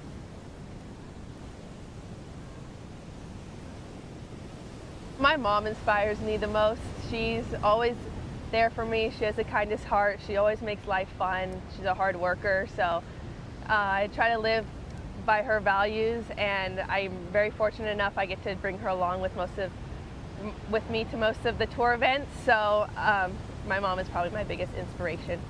Rochelle's here supporting Gabriella Bryan, just like she does at the majority of the events. Always has a warm smile, just like Gabby does. They're just happy people that you love running into in the grocery store and the airports. They're going to give you some aloha. So cool. And even the other day, Gabby was just mentioning her mom was there to look after her while she was sick, and it's all those little touches from home that you want to take with you on the road that makes it feel more comfortable. Alyssa Spencer, the wild card from Encinitas, needing a 4.04. Very smooth in her approach, polished with her turns. Formerly full-time on the championship tour, well, just last season.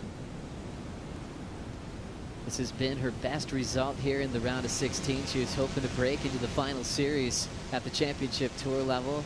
A surfer that's won all over the world, 2 big Challenger Series wins, over a handful of QS victories on her resume. And coming after some really active heats this morning. This is definitely the most lully, which moved contest officials to extend the heats to 35 minutes from here on out. Was right in the mix. Alyssa 5.5.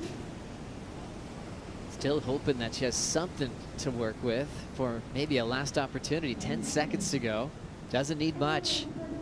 Gabby Bryan, one of the favorites in this event, will be holding her breath too if Alyssa catches this wave. And it rolls underneath her. Spencer eliminated here in the round of 16. Gabriella Bryan will take the win and enjoy this ride into the beach. Big sigh of relief there. Very close decision and really decided by some lully conditions in heat number 3. Brooks takes on Kenworthy after this.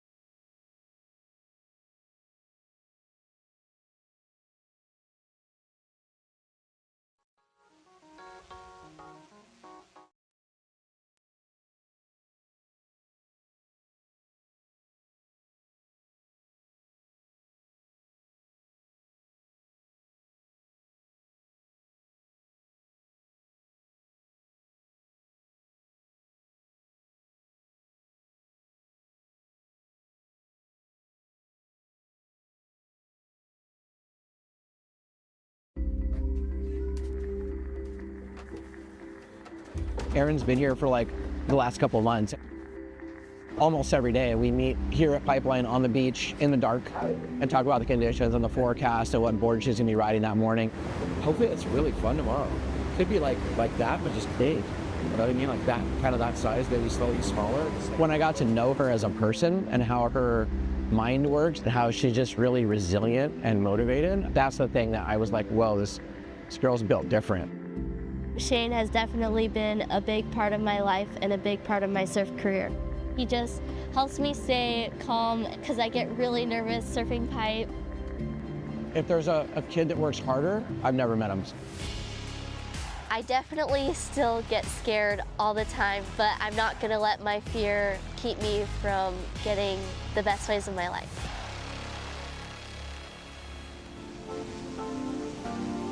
Erin Brooks, 17 years of age and a rookie on tour to take on another member of the rookie class, Bella Kenworthy, who's 18 years of age. We're going to see this matchup for decades. Brooks, the goofy foot, representing Canada for the first time in surfing history. We've got a full-timer from that beautiful country. Bella Kenworthy. Rosie sees Bella all the time through that lowers area. Bella from Dana Point, Salt Creek, Core. Some great waves there as well, some great people.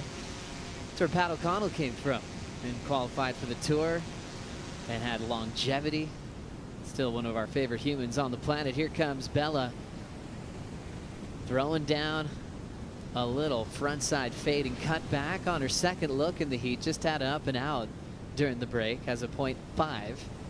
So starting early, and that'll give Erin Brooks priority to now wait for some waves. Mamaroka kind of showing up on her 0.5. Oof, just something to negotiate there. Early few waves for her. I think it's also a little bit of a repositioning situation for her. She heads further down the point. Both women sitting deep up the point at the moment. Yeah, sometimes you end up pushing each other out of position just to demand that inside. Erin Brooks going to adjust now since she has priority. Now already threw her first swing off the lip. It's staying pretty full. So chattering that mayhem, and then goes for a kind of a forced lip bash on a small wave. Could be a few things happening there, identifying that things severely slowed down in the heat previous, but how about this wave for Bella? Just up and out, a little bit too deep. As you mentioned, Rosie, they were really trying to control the start. That wave's just draining down the cobblestones without Bella now. Almost thought about taking that one, but a section would have kept her behind. So we'll see these two reposition now.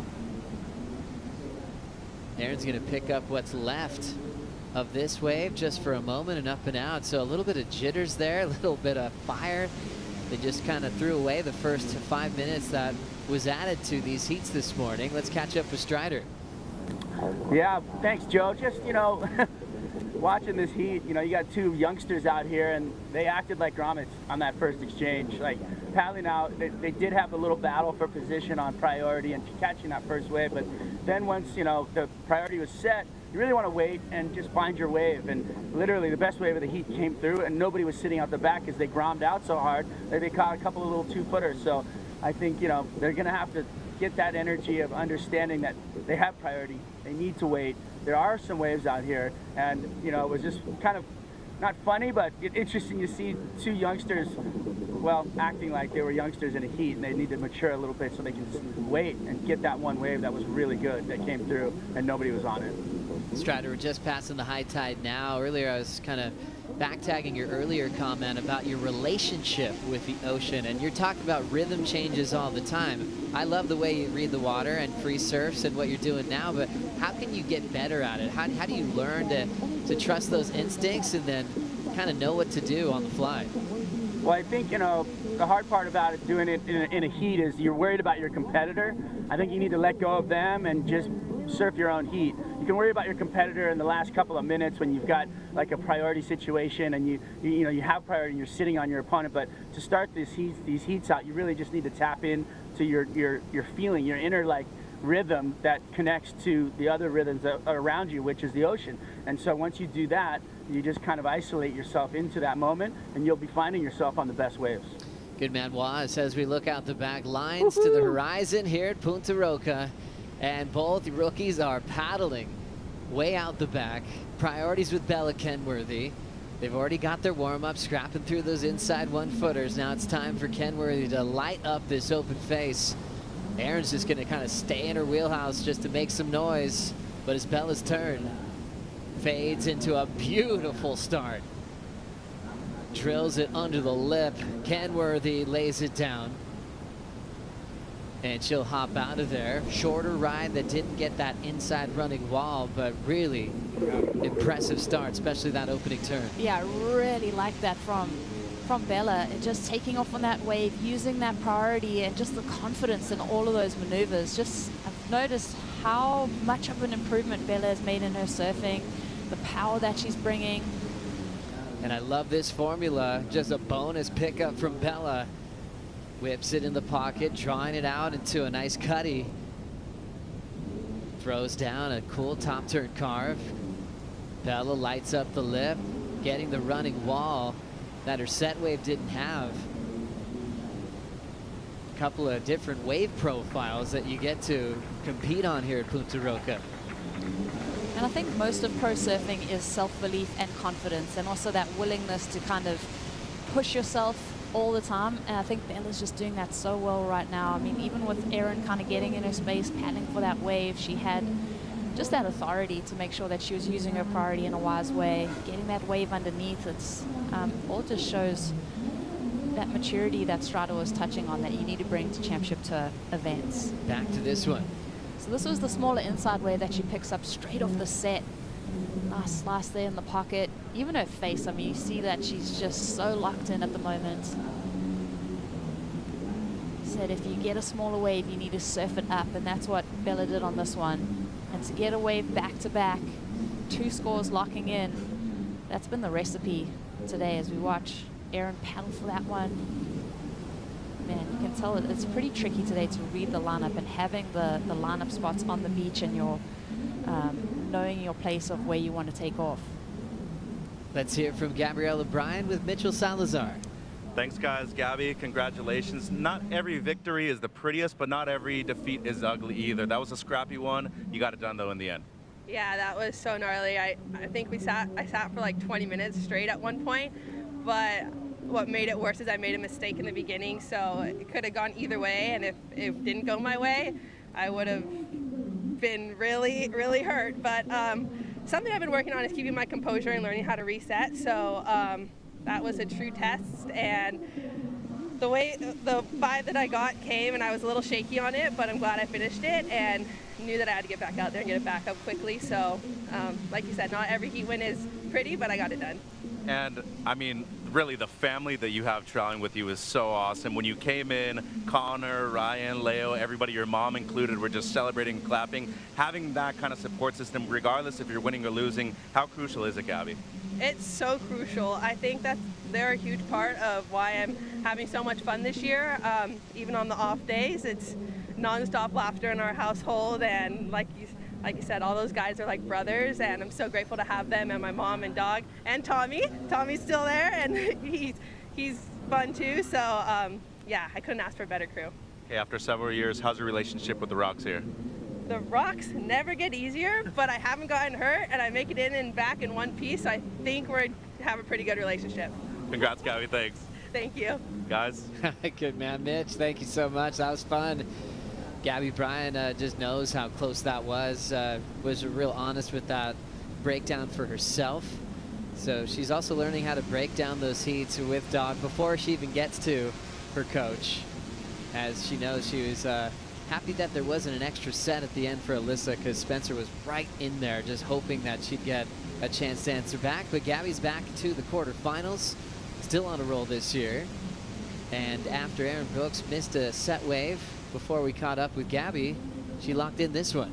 Yeah, let's see. This is really our first look at Erin on a bigger wave. Nice few slashes there from her. She really wants this wave to steepen up though, so she can get a bit more critical. She's done well on the outside, but kind of just going through the motions of that wave at this point, showing us shades of what she's capable of as she speeds down the line. Winds it up on that backhand. Series of maneuvers, but no real critical section, unfortunately, to work with. Still solid surfing, all the elements are there.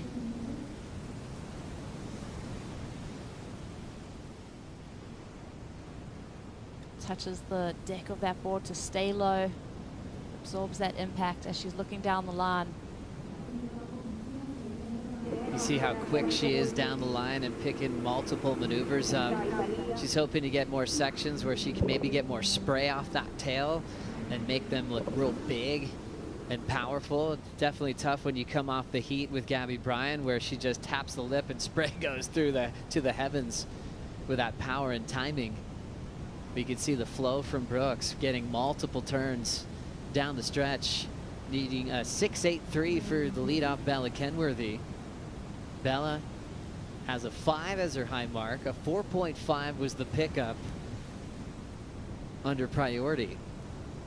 So getting her 2 keepers back-to-back. Scores in for Erin Brooks.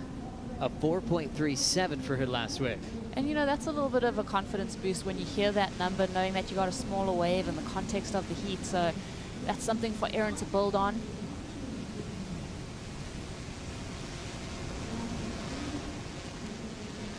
Erin taking a look, letting that one roll through.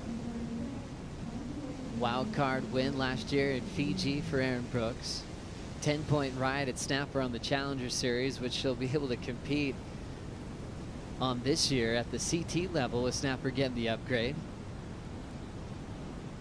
That ride was unbelievable. That was a 10 all day across the board, like no matter what. I think I couldn't stop watching that wave and just enjoying it.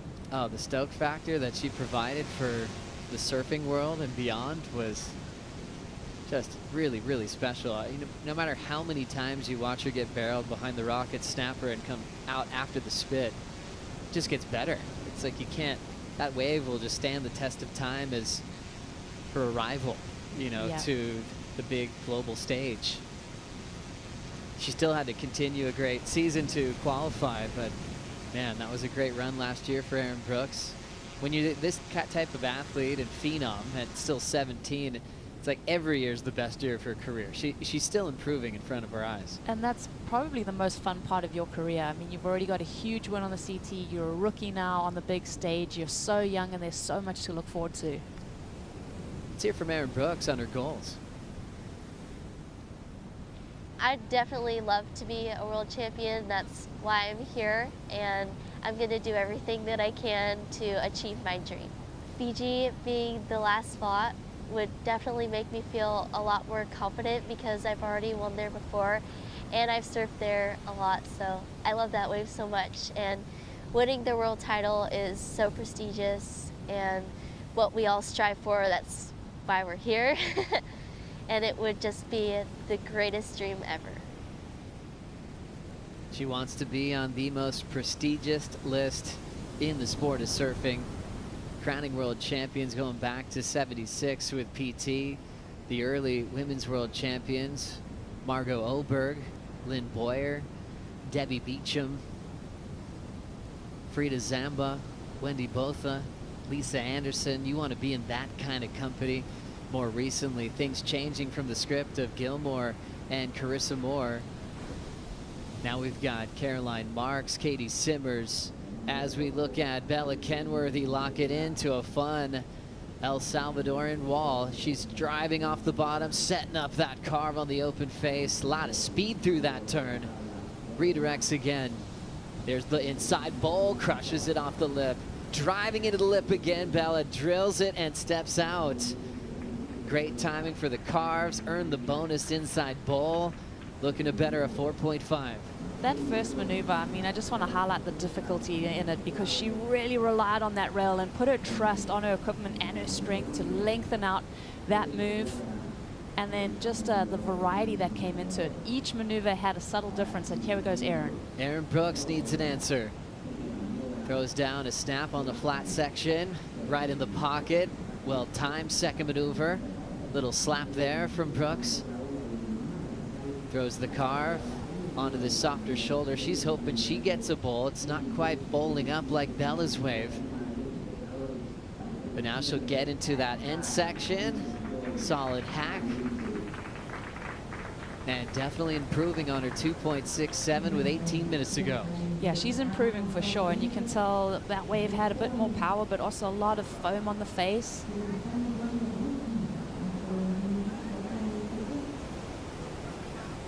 Nice back and forth with these two rookies. Bella lighting things up. Let's start with Erin Brooks' wave. Yeah, so Erin answering back to Bella on her backhand here, winding up into the lip. Love the way that, you know, she's more energetic as she hits that lip line. Every single move, though, you can tell, like, she's activated. She's ready. She wants to make an impact. Nice finish, too. Great wave from Erin. But then this from Bella.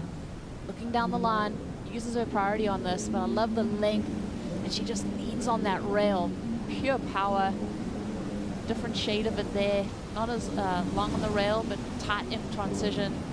Third turn was really nice, and there goes the fourth, and then doesn't try and sneak in one last maneuver. I like that. She kind of kicks out. She knows her job is done. Has to get down the line here. She starts to aim that section. Really lays into it. I'm excited to watch how the judges digest these two waves from the surfers and how the scores compare. She's waiting, just slingshotting back there in the white water, staying in that power source, getting ready for her next move. Standing by for numbers from that last exchange. Let's catch up with Strider. What'd you see, Waz? I saw Erin Brooks kind of worrying about her opponent too much, I felt like, in that exchange, and she ended up being too far out and then missing a really good wave that came through and nobody was on it, and then taking a wave which was looked pretty good, a little slopey, had like kind of some foam on it, and then behind that was two more really great waves. So I just feel like we're seeing a little bit of angst out of Erin Brooks at the moment. I think if she goes out there and settles in, she can do the damage that we know she can do. I mean, we saw her in Portugal on her backhand, do some craziest turns in the lip and just blowing the tail out, two, you know, consecutive amazing turns. So I know she's got what it takes to do it out here. I just think she needs to calm down a little bit and just worry about herself and her rhythm instead of her opponent. Great read, Strider. Yeah, we're feeling that same energy from the tower here, and we all saw it start with a real antsy start in that first 5 minutes, just taking small waves, pushing deep up the point, then settling in, and the best settler has been Bella Kenworthy, who just got a 6.33. Now her lows of 5. Last of Brooks, a 4.77, similar to her wave before. And now Erin's out the back, second priority, and needs a 6.56 with 15 to go. Both surfers having some key heats already in the first 3 stops of the season. For Bella, 17th at pipe, and then it improved to back-to-back quarterfinal finishes from Abu Dhabi to Portugal, where we saw Erin grow as well with her results. A 9th at pipe, but then a 5th, just like Bella in Abu Dhabi, and then a 3rd in Portugal.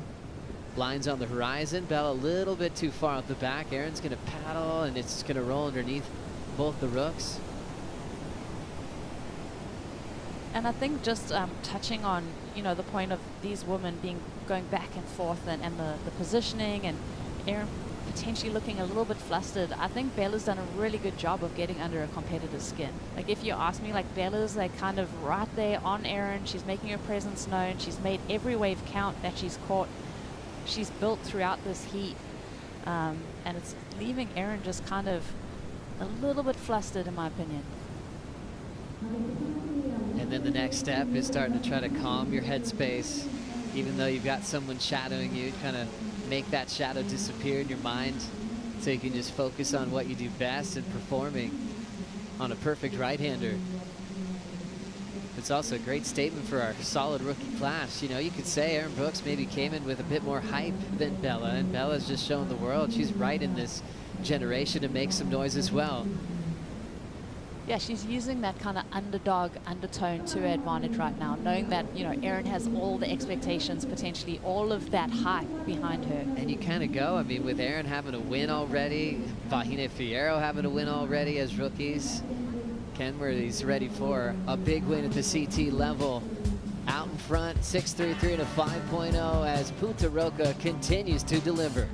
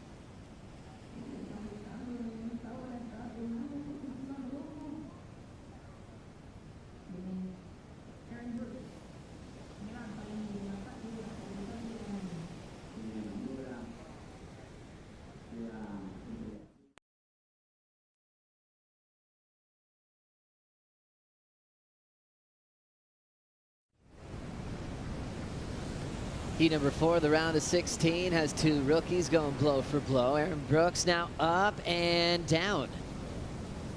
Trying to fight back in this heat against Bella Kenworthy, getting stuck on her first turn. And now we're down to 11:15 on the clock. A spot into the quarterfinals on the line. Winner takes on Gabriella Bryan in quarterfinal number 2. Tough fall for Brooks here. Yeah, this is just underneath priority, just trying to manufacture something on the smaller wave. Yeah, it's been a tricky heat for Erin. Under 11 minutes remaining though. It only requires that 6.56, so it's well within reach for her. And Erin's hoping for some love from Punta Roca just to get a set so she can just get Bella off her tail right now. That number will be the highest of the heat. I'm thinking about Bella's 6.33 that she got on her previous set wave. That's the benchmark. A lot of support coming from Canada for Erin Brooks. Great announcement a few years back. She started representing that great country. There's been events in Canada in the past in the World Surf League. A lot of QSs as well. Some cold water, some big performances. I remember a heat I was watching years ago. Eric Geiselman did a giant corrupt flip. The Brewweilers, Pete DeVries. Now we've got Sanoa representing on the Challenger Series as we check in with Strider. Thanks, Joe. Yeah, just a little hit. We do have a little bit of that wind coming up the face right now. So we got a little bit of southeast wind, and that wind is perfect for the above the lip game. So, you know, Erin's searching around for those little ones on the inside right now. I think, you know, she's capable of showing us those big backside threes that she can do. Her technical game is out of this world. So I feel like, you know, she's still a very dangerous opponent in this heat. If she can just find herself a ramp and do something crazy, she's going to get the score. Gosh, I'd love to see that. I mean, right? That's the kind of wave this is, you know, and that's the kind of depth that Erin Brooks has, is identifying big sections where she can go above the lip. Gosh, she's just blown up with social media with big full rotations. She's landed not only just in the wave systems, but also in the ocean as well. Erin doesn't have priority, but Bella's going to let her go. Needs a 6.56 here. Attacking that first section, deeper draw off the bottom. One of their better sections that she's worked with, and definitely one of her better rides. hammering and putting more into each and every section. Erin Brooks is coming to life this morning here at Punta Roca. And a gift from Bella Kenworthy as she shuts it down. Ooh, Joey, that was the answer back she was looking for. Underneath priority and does her best surfing, like you said. That's going to sting as we wait for that score to drop in. Like you said, she's come to life, Joe. I mean, it's almost like she wanted that little bit of pressure just to get angry, get aggressive. And for Bella, she's not seeing something in that wave to hold Erin off. And Brooks, I'm thinking, easily getting rid of her low score here. Yeah, I think this is going to keep Bella up at night as we watch this one from Erin. Great maneuver under the hook right there. Super critical. Nice little knifing turn. That one right there, the release through the tail, how low she gets. This was it. This is the wave that Erin's been waiting for and the type of surfing that we're so used to seeing her do. Just building on every maneuver choice too. I mean, on your backhand, you get in that little sequence of going top to bottom and just trying to add something different to each maneuver. I think Erin did so well to kind of build on this wave and definitely close this one out with a beautiful maneuver. It kind of bookends the wave for the judges. Erin Brooks on a roll. Definitely her best wave so far. Just right under the hood right there. Super tricky to do. And straight into her next move. So a good little check-in of switching up those maneuvers on the backhand. Nice rhythm there for Erin Brooks. She's 5'2". Those boards are tiny. She can't afford to be off pace on the lip. She's got to hit it precisely with timing and with all the speed she has. And she did that really well on that last wave. Earns a lead change with a 7. Kenworthy now taking this wave. Goes that first turn off the whitewater. There's a fade, just filling in the gaps. Driving hard off the closeout section and stepping off. Support from her dad, Jason Kenworthy. Longtime photographer, filmmaker, former team manager of Nike 6.0, making that classic women's surf film, Leave a Message. But that was big, Rosie. What are you seeing? That was a really strong answer back from Bella. A 5.45 is what's required. So she's trying to surf higher than her backup of a 5 as you watch Erin here on the inside. A spicy heat with 2 rookies continues. Brooks sinks again. It's been filled with everything. Mistakes, anxiety, perfection, buttery surfing, big comebacks. Brooks the 7. Bella Kenworthy hoping for the 5.45. I mean, in my mind, just watching that wave from the get-go, Bella's improving on her backup wave. Let's see, so set wave, she's eyeing down the line. She's getting that high line, drops down as she bottom turns into the section. Second turn, just a swoop. Third turn, really strong to close it out. So first turn, really strong, a little bit of a check turn in the middle, and then a big old banger on a bigger section for the inside. Hammers that first section. Like I said, more of a check turn to get her repositioned for this end section. Drifts those fins. The first turn I really like, Joe, like that. Meeting that lip line and then swinging that tail around feels so good. That end section. So like I said, like good start, grab the judge's attention, and then a really strong finish. What do you think? It was great. I really enjoyed the waves where she had the bowl on the end. And even though it lost a little wave height, just having that real bowly kind of hollow section where she went vert just really matched how much power she was putting into those sections, where the start being flat, she kind of had the filler move on the second. I mean, stayed really connected through her points. And having more wave height, that taller section was nice to work with. If it had more of a bowl, I'm going no question. And scores come in. Well done, Rosie, on your read, a 5.57. Bella does get the lead back, barely. 11.9 to 11.77. Talk about a great rookie class. Just changing gears, recovering from mistakes on the fly, learning a lot, lead changes. Now Erin Brooks has 3.5 on the clock to just hunt for a 4.9. And this is such an engaging heat for surf fans because this lead has seesawed. We've seen everything in this heat, watching that big comeback from Erin and then the answer back from Bella. Let's see. 3 minutes 20 remaining. Erin has priority now, so how's she going to use that little bit of an advantage to get the lead back? 3 minutes to go. Remember, increasing the time in these heats, so this is that extra time now. More sets coming through for heat number 4. Erin Brooks starting to run on this thing. Needs a 4.9. Drives in the first section.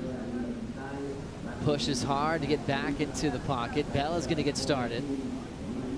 Rips it off the top. There's Bella. Nice clean start on the snap. Erin's finished. Nice little solid snap into a little tail sliding wrap. Hits it off the lip, the wall that keeps on providing here in Punta Roca. And she will lay down another turn to stay on her feet. These rookies putting on a show, standing tall and clapping is Britt Merrick. And that sound reminds me of the vuvuzelas we used to hear at Jeffreys Bay following the World Cup. Yeah, my one criticism of Bella here, you could tell, I didn't feel like that wave was going to improve on her 5.7. And I just felt like she could have kicked out a little earlier to regain that priority. Just a little bit of, you know, maybe something where she'll look back and be like, okay, maybe I should have kicked out a little sooner, regained priority. I don't think Erin's going to get the 4.9 on that last wave either.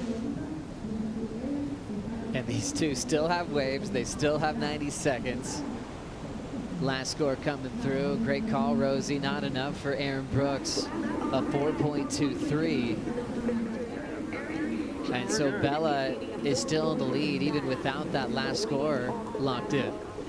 This is such a close heat, Joe. I mean, look at the scores. The 11.90 to Bella and 11.77 to Erin. Coming down to the final minute. Both of their shapers hanging out, watching this one unfold. They're so competitive. Matt's trying to get into the beard conversation against Britt Merrick.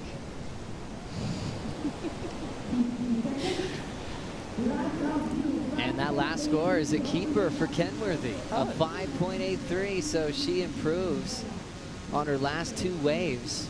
Her high score is still the 6.33. Erin Brooks is going to need just a bit more, 5.16. Both paddling out, hoping to get priority. Bella's already sitting on her CI surfboard. As they move up the point a bit further, you see Erin just paddling deep. She will get first prio, but she's down to 15 seconds. Wow, interesting there for Bella to improve that little incremental difference. Yeah, it just shows when you take, she was probably in that mindset, taking off on that wave, I need to improve. Erin's just got the score. Because as soon as you see your competitor go, you automatically feel like she's going to get the score. I need to surf to something a little bit better. What a story. What a novel that he was. Definitely a bestseller from our rookies, and the Kenworthy family is so happy. How lucky. If your dad's Jason, you've got cover shots, you got all your video clips that you need, and also a great sound mind and a wonderful support crew to celebrate a victory from Bella Kenworthy. Moving into the quarterfinals to take on Gabriella Bryan. The back half of the draw starts now. Picklum versus Peakerton. We're going to bring in Cote and Mendez for the call.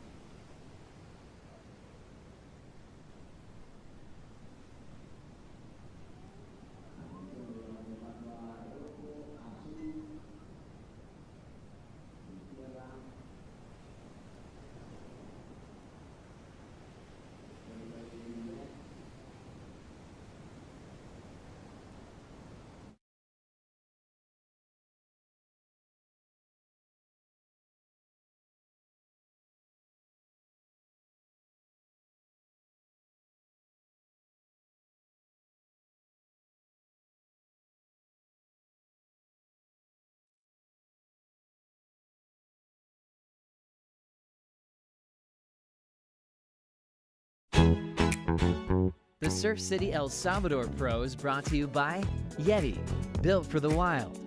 By Corona Cero, made with 100% natural ingredients. And by El Salvador, land of hosts. Welcome back to the Surf City El Salvador Pro. Chris Cote here with Jesse Mendez, and so far it's been so good. Surfers showing unbridled enthusiasm for the waves that we've seen this morning. The swell is here, nice and consistent throughout. A couple quick little lulls, but those have been cleaned up. We added 5 minutes to the heats, which I think is going to make a world of difference. Definitely, and it's going to help the surfers to, you know, be a little bit more selective and probably have another extra set in their heat, and it's just more fireworks for us to watch. Yeah, that last heat, one of definitely my favorites of the event so far. Two rookies going head-to-head. At the end of it, it was Bella Kenworthy getting the edge just by about 1 point. So expect more of that to come from these two rookies here in the 2025 season. Well, now we've got a different story here. Molly Picklum fighting for a world title, going up against a wild card in Kira Pinkerton. Kira just up quick, the wave kind of running away from her, slightly off kilter when she stood up. But she's got plenty of time. 31 minutes, 49 seconds to go. Quick board check. Is she looking towards the caddy? Oh, there must be something weird going on. She really is paddling to the left, which is out from the lineup. Or maybe she's just trying to position herself a little bit wider, I guess, because she has no priority. Which that sometimes makes sense. You know, we've seen a few sets roll through that guys were too deep or girls were too deep, and if you're sitting a little bit wider, would have snicked something. So nice groomed lines coming through. Slight, subtle texture on the surface of the water right now. Here comes a set. Kira Pinkerton on the inside, looking for this one to be a runner. She's up, trying to get around that section, showing some early frustration in this heat. Plenty of time left to go, as we see now. Molly Picklum, big carve to start. Another slash there. Anytime you can spray the surfer you're up against is a good feeling. It's Picklum now. This is the textbook trademark frontside carve. Such a great style. Just a really nice mix of poise, power, you know, elegance in her turns, with a bit of savagery when she digs that rail in. She's the complete surfer, charges big waves. She can do it in any type of conditions. 2 fifth-place results here so far in 2023 and 2024. I feel like Molly Picklum is on her way already to a potential finals day finish. That's just how this season has been going for Molly. Let's take a look at this first wave for Molly Picklum. I mean, look how much rail she engages and uses that inside fin to help her out as well. The only downfall of this wave that I could see is just a bit repetitive. She had to go through the carve pretty much the first 5 turns, and then she was able to get a little bit more vertical here and finish it off with a nice snap down the line. But beautiful surfing, this opening turn, opening her arms, getting that drive. Very tight on that second one. Just solid surfing, and that's the problem. Look how much rail she's gonna engage. Like, that bottom of the board was all digged in a good way once again, but cutting that one a little bit shorter.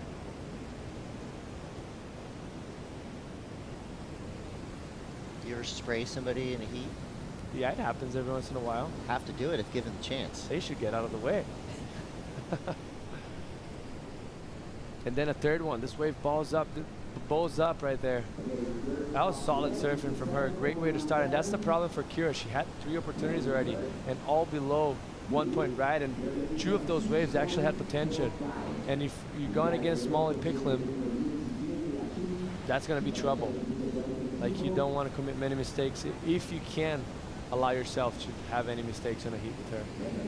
All right, let's see if Kira Pinkerton can get things back in order. That's how you want to start. Comes around this section, Big kind of under the lip snap there. A lot of power. Pinkerton surfing. Wave just kind of lets her down a little bit. An abrupt finish for Kira Pinkerton. But that's how you want to kind of rebrand your heat. 0.5, 0.73, 0.43, 3 no-goes from the jump.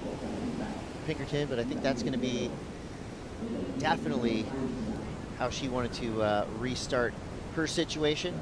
27:38 to go. Yeah, that's good surfing for her. Starts off nicely, but I feel like she's still a little tentative still, a little timid. You can see that she's moving her board a lot on the bottom.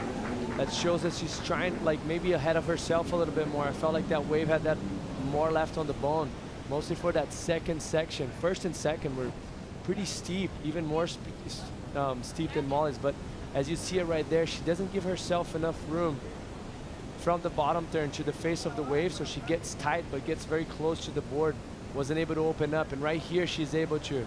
The wave's up already a bit flatter, and then she finishes off with a nice off the lip. This is going to get her back in the heat,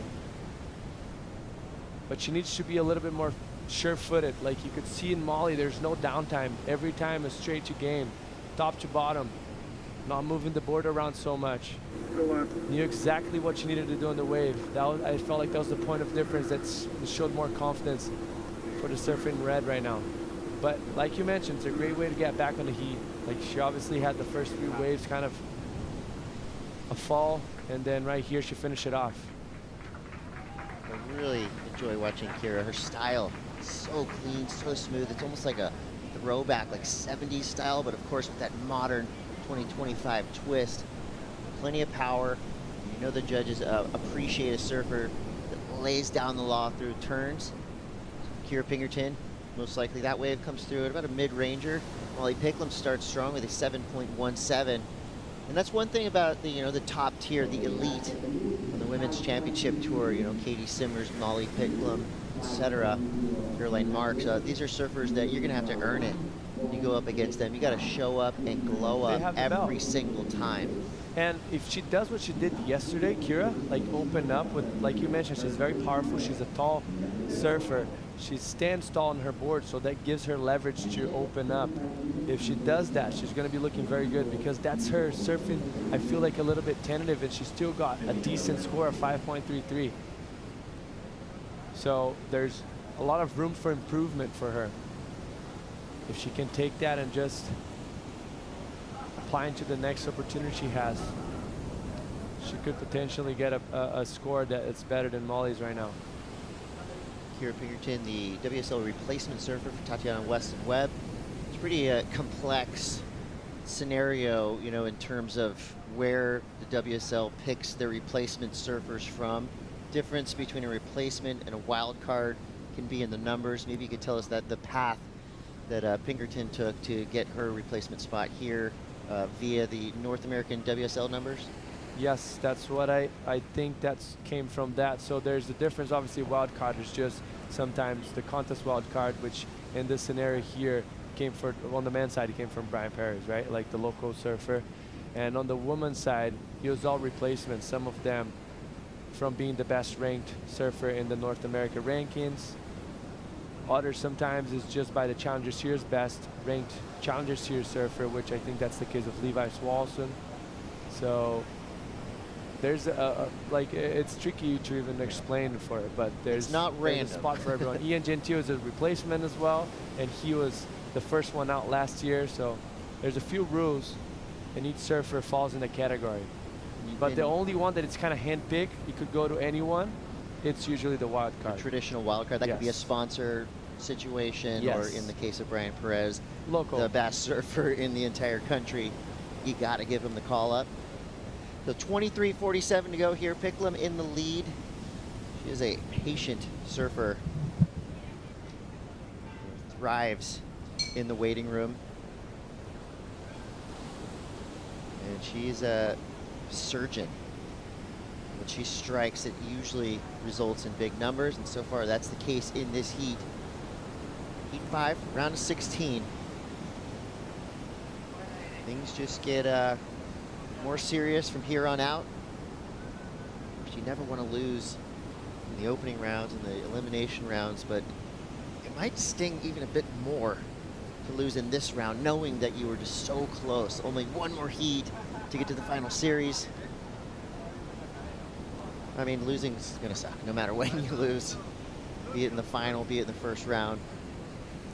Almost like you don't even want to hear or say the L word until after it happens. You And don't it wanna doesn't put that in matter. the universe. It doesn't matter which bracket you are on the rankings. If you're a wild card or a replacement, it always stings almost the same. Like, because if you're a wild card, you want to prove that you're capable of being where you at and having the opportunity to be inside such a big platform. And then if you're a replacement, same thing, because you're striving to get there one day. And then there's the cut, and then there's the world title, the top 5. Like, everyone is there for a reason. Wild cards have been known to wreak havoc, and so far in 2025, the rookies have been doing damage. So with 22 minutes to go, we're going to wait for this next set to roll through. While we wait, let's go down to the glass. Mitchell Salazar is with Bella Kenworthy. That's right, Bella, congratulations. It was a scrappy back and forth heat, but to me, really, you presented some of your best surfing we've seen all year. You are surfing through a torn ACL, though, I believe, a big brace on your right knee. Yeah, I'm surfing through a torn ACL. I'm like clear to surf at 100%, but I still need the big knee brace to like even surf. So yeah, I'm just happy to like be back competing and in the water. It was a really fun heat, and we got a lot of opportunities, so that was a lot of fun. Your shaper, Britt Merrick, was just pacing back and forth. He seemed nervous as heck. Like, having that kind of support system, but also putting him through that kind of nervousness, especially your father too. What's it like once you see them when you come onto the beach? Yeah, it feels good. I definitely like made them a bit nervous, giving her that 7. That was a little bit upsetting on my part. I should have taken that wave, but yeah, I'm happy I ended up making it through. Not just yourself, your friends are doing very well in the North American QS. Talia Swindoll just won the 5,000. She's probably going to join you eventually on the championship tour. Oh yeah, that would be amazing. That was so sick to watch. I'm so proud of her, and yeah, that'd be amazing. Congrats, Bella. See you soon. Thank you. Guys? Bella Kenworthy rose quickly through the ranks of skateboarding before becoming, a world famous championship tour surfer, formerly part of the Pink Helmet Posse with Sierra Kerr, Sky Brown, and a list of others. She chose surfing as her mainstay, and we're thankful for that because she absolutely ripped that last heat. You see now Molly Picklum answering back. We saw Kira Pinkerton on a previous wave. Molly Picklum goes down right there. Kind of a rare mistake, but that was more of the wave's fault than Molly's fault. She kind of had to swing it, right? Like, she let that one go that I thought was kind of a mistake. Kira making the most of that last wave. This one here, it starts to taper off. This first turn is beautiful, but the wave's a little flatter, you can tell, and then she kind of has to go down the line, gets the lip line floater, or just more of a snap, and the wave kind of just dies out. And you can see the texture on the ocean right now. The other wave literally disappeared, and this happened right before Molly took off during that interview. Man, what a present, what a gift for Kira. Right here, kind of mistimed that one, but she started to unleash it. You can see the difference on that wave for the previous waves that she had, the certainty of what turn she was going to choose it. You can see she's pushing more. Finish it off strong as well. Good opportunity for her, and she took it. Right here is the only kind of flaw on that wave. That first turn was a bit tentative.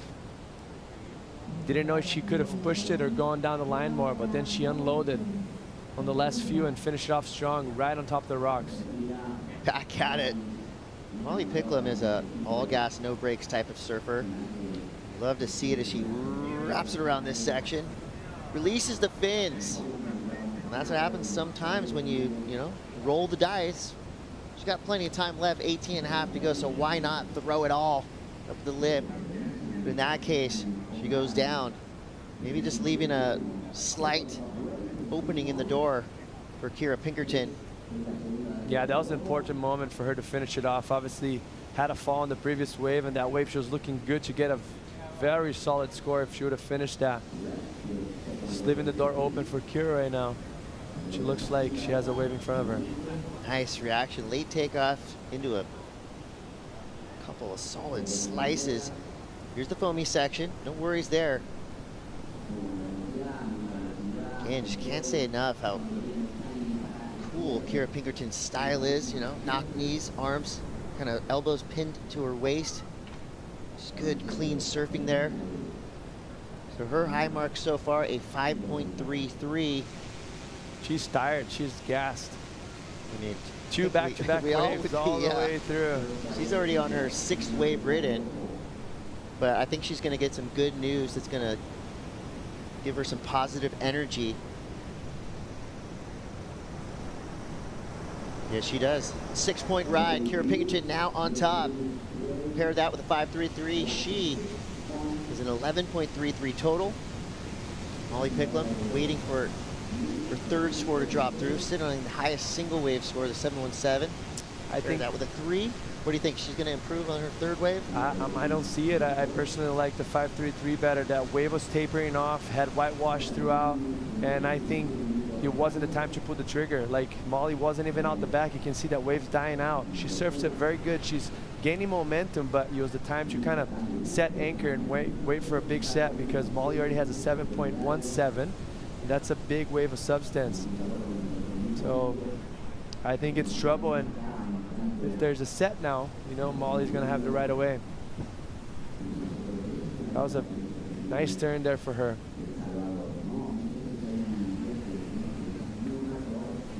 Like that flash at the end of that 2nd turn as well.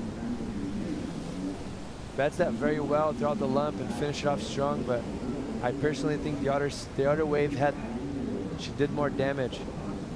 This is the 5.17. This is a difference that Molly's having on this heat. She's a little bit more front-footed, so she's able to drive through the turns better and accelerate speed, and the judges are taking big notice of it. Even her falling, she's still got a 5.17 for that wave, so expect that to probably be, if she would have landed, something close into the excellent range. Totally agree there. 15:50 to go. Strider Wasilewski with the front row seat. What's the word? The word is, you know, squandered. You know, I'm watching Kira paddle by right now, and her opponent had fallen twice. That's the only reason why, you know, she was, you know, in a driving position, Kira, and then she had priority out the back, and then she took that wave with the foam on it. So I feel like she squandered an opportunity to control this heat right now. Now Molly's out the back with priority, and I don't think she's going to fall again. I mean, she's fallen twice, so that means, you know, she's going to try to keep her game tight and together. And, you know, I think Kira had an opportunity to have that heat control, but I think she let it go with taking that little inside wave, maybe frothing out a little too hard. But there's enough time for her to get out there and reset, and hopefully this next set will have a couple of waves in it, and they can both just surf it out. Because like when it comes down to tactics and everything else, it's still dramatic, but it's not as fun to watch. So for us fans, we want to see them just ripping through these waves. So hopefully she can get back into a commanding place.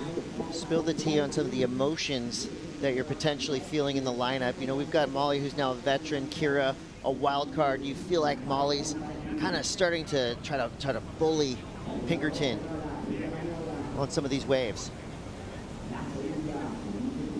Well, Strider is watching and soaking it all in, as are we. Starting to see Molly Picklum loosen up a little bit, and when a surfer of her caliber starts to feel that freedom, big things follow. No doubt, and I think she's probably looking back and noticing that the type of surfing that she's providing to the judges right now is getting very rewarded. She felt on her last wave, still got a 5.17 with basically that one big carve in the 2nd turn. So she was like, I just need to look confident as I'm looking and finish my next wave off, and that's what she did right here. I don't see that coming into a massive score, but most likely she'll improve in a 5.17. First turn was critical. 2nd turn lost a bit of timing, but finished it off strong. Cleaned up on the end. So combination of 3 maneuvers. Yeah, she really, you know, she's not giving any room right now to Kira Pinkerton. You can advancing forward, keeps putting the pedal to the metal. She's obviously not taking the wild card lightly, and she can, because Kira Pinkerton is a real good surfer in her own right. We're going to take a quick break, and we'll be back with a culmination. Heat 5. Stay tuned.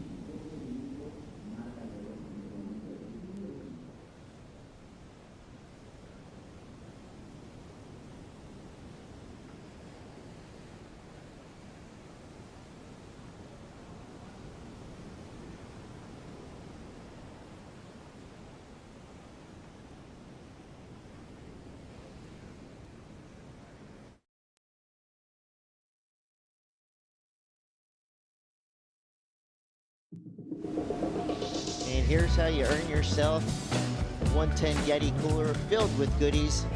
Just do that. Take off on a huge triangle peak at Pipeline, grab your rail and send it. Did you see that front foot kind of sliding forward and going into the inside rail? That was dramatic. So committed to it. That was dramatic, and you saw the Wolverine claws come out. Why not, right? Well earned. That was a great heat with Betty Lou Chus because she has some amazing waves. Yeah, if you want to, fit in with the cool kids at the picnic, your Yeti 110 cooler, just get yourself on the championship tour and get a perfect 10. Simple. Why not? It's as easy as it sounds. Mostly at Pipeline. So 10 minutes, 40 seconds to go. That was a good shot to kind of show like how things have been changing a bit. Like about 30 minutes to 40 minutes ago, we had very glassy conditions and not any noise or any swell being created, like tiny little swell being created on the ocean. And you can see here how much wobble that is. And that affects into the surfers' mind and rails. Like it's harder for you to traction. It's harder for you to keep the board on rail and keep driving forward. So they're going to have to adjust to that. And not to mention, we obviously having tides start to get lower. And all that water that comes on the baseline starts to move down the point and creates also a few rips and some extra sensibility to the surfer's feet. This to me is just the classic, heat positioning.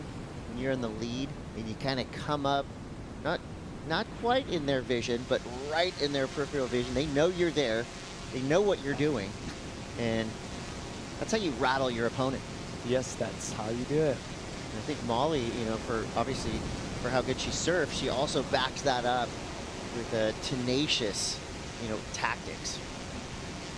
And also, I think it's like you said, like you're trying to keep all the noise off your head when you're in that situation of needing to score with 9 minutes left. And the more the clock runs down, the more thoughts are going to creep in. Am I capable of doing this? Is there going to be a wave? I'm going to have an opportunity.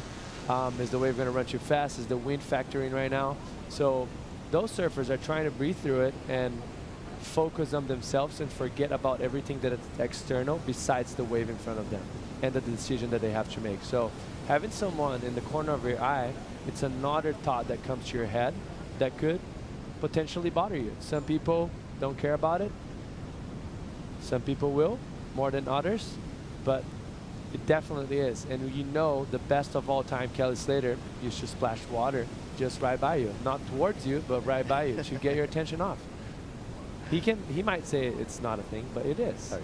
He thinks about every second detail in front of him, every detail. Caroline Marks, Mike Parsons. just chilling for the next heat, which will be Barisa, Hennessy, and Mahini Fierro. Looks like some sets stacking up right there. Number 1 and 2. Yeah, Caroline's going to be going up against Isabella Nichols, heat 7. There's Hira right there. Mahini's mom. You know, it's when you have your coach and your mom or your dad, a parent there, it's like you get the, you know, the truth, the rough truth from the coach. Here's what you need to do, da-da-da-da-da. And then just the straight up love from the parent. You know, like the coach-parent scenario can be a little difficult sometimes to deal with. And that's the emotion involved. Yeah. So when you have the coach there, you know, good cop, bad cop. Mom or dad, love, brother, sibling, whatever. Support. Hug, kiss, go rip. And the coach is going to give you the straight talk. Get the work going. Yeah. And I think coaches, you have grounding privileges. If you don't listen or you make too many mistakes, they will ground you. That's the parents giving the coach the grounding privileges. Of course, I'm just making that up, but I assume they would do it. That's something. You've been in a unique position as well with, you know, your wife being on the championship tour. I'm sure sometimes she likes the, you know, the advice or the, you know, the thoughts before and after heats. I'm sure sometimes those thoughts do not land in both well. ways, 100%. Like in both ways, it's usually better to keep it separately. I personally think that. That's why you pay someone to do it. The dirty job for you, you know, like they got to tell you what, like you mentioned perfectly, like when there's family involved, there should be there to support, and that's about it. Like the coach is there to break it down, everything you've done wrong or right in the heat and the rest of it, because there's less emotion involved. As much as they get engaged with the surfers, they travel with them all year, it's a different story. Yeah, I mean, kids will be kids. I just remember trying to teach my kids how to ollie. They're like, you don't know what you're talking about, Dad. Then one random skater at the park says, hey, here's how you do it. And of course, they get it right there. Yes. So, well, this is a pretty cool situation. Mahini Fierro has probably one of the most knowledgeable caddies you could ever ask for. Rick Merrick. Has 2 options of boards right there. Is that what I'm seeing? Oh, yeah. She's got the super caddy situation. Both representatives of Channel Islands trailing her into the lineup. And here's where the caddies have to be extra careful. You blow the fin out of your surfer's backup board, you're in trouble. 5 minutes, 30 seconds to go. And we're at a dead calm in this heat. But you know there's some electric tension in the lineup. So now we've been waiting for about 6 or 7 minutes. Kira Pinkerton does have priority.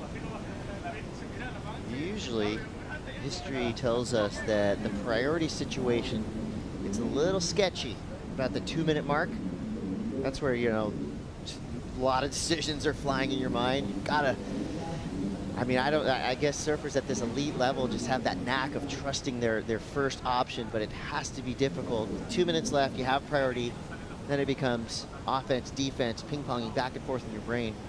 I think what you just try and do, and like exactly what we were talking about 5 minutes ago, it's try to breathe through it and get every possible extra thoughts that shouldn't be in your mind out of it, and look what's ahead of you, you know, and you have to make decisions, like, and sometimes it's just a gamble, really. And if you're sure of your commitment, even if it doesn't go the way you're hoping for, at least you're 100% sure of your decision. And that's how it should be. Sometimes it's going to go your way, sometimes it's not. Looks like there's some sets in front of her, and she's going to have to pull the decision pretty soon. Is that a wave? It's going to give her the 6.58. I mean, looks like it from here. Obviously, her view a lot different than what we're seeing, and it looks like, yep, she is going to fire it up. Here we go. Kira Pinkerton looking for a 6.58. Quick vertical snap there. Trying to just fight around this section. The wave runs off. Those are rare kind of Punta Rocas wave that started super fast and quickly went slow. And so it almost looked like she had a chance to make that section, and it kind of just teased her a little bit and then just ran off down the line. So 3 minutes, 20 seconds left. That's not going to be the 6.58. So let's take a look back at this heat check. Molly Picklum versus Kira Pinkerton. Big scores in this one. Yeah, definitely. And I think the point of difference that Molly had on top of Kira is just the front foot was helping her to drive through the turns better. Like, she wasn't just pushing and stomping on the back foot, getting the board up and vertical, but she was cutting through the water. You can see in that wave, mostly the 717, that was what gave her the edge. Because if you look at Kira, they have similar waves in size, but she was usually cutting the wave a bit shorter. Right there, you can see she stomps on that back foot. Still critical, still good surfing, but that was what kind of caught my attention in comparison to what Molly Picklum did. And Pinkerton has twice as many waves as Molly. I mean, that's kind of like a home run hitter type of situation, right? A lot of swings, gonna strike out a few times, but if given the opportunity, if given the right wave, Pinkerton can grab this heat back, needing a 6.58. But Molly, as we said, just an incredible tactician. Put that on top of her being super consistent and flashy and powerful. She is a tough surfer to beat. No doubt about it. And also, like, if you see on Kira's 6-point ride, the previous wave from this one from Molly that we just showed, she had glimpse of that driving through that front foot more and extending those turns, and she got a better score. She would have done that maybe on a bigger wave with more criticalness on, because that wave was a bit smaller. She still got rewarded well. Looks like she's gonna have a chance here. Late on the takeoff, puts her a little bit behind this section, so you can see some emotions there. Don't crash out just yet. 1:22 left, and as we've seen before, every once in a while, you know, halfway out, can get the wave of the heat. But I think with the tide like this, we're starting to see this inside section a little bit crumbly. You know, it doesn't have that racetrack that you see here at low tide. So in this heat so far, it's really been about what's happened on the outside section. Those first two turns, crucial if you want to get up into that near excellent range. 45 seconds left. Molly goes back into attack mode here, paddling straight towards Kira Pinkerton. I mean, attack might be a little stronger word. She's just playing the tactics game here. She has to, you know. Any surfer, wild card, rookie, veteran, whatever, is a threat on any given wave. And I think Molly Picklum knows that. She's definitely surfed against Kira in the past, but this would be considered, you know, Molly's home turf on the championship tour. Yeah, there you go. No friends in the last 15 seconds. Yeah, and I also think that's just showing respect for your opponent, knowing that they're capable of, you know, pulling it off.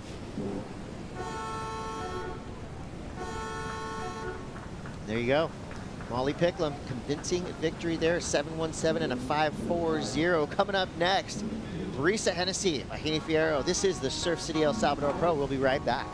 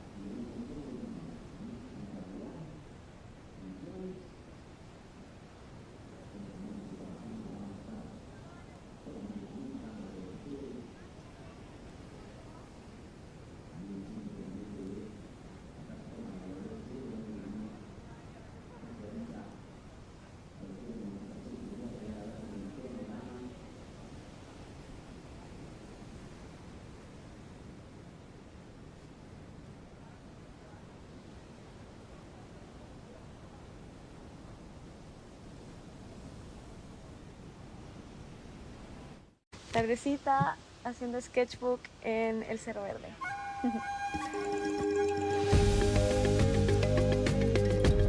El Cinturón de Fuego es una línea de volcanes que atraviesa prácticamente todo el país, de punta a punta, y forma una parte súper esencial de la geografía del país.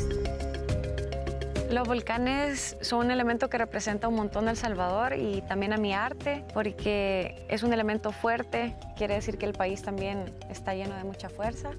Estos se consideran como símbolos nacionales del país y son bien reconocidos no solo por su historia, sino que también por su gran presencia visual.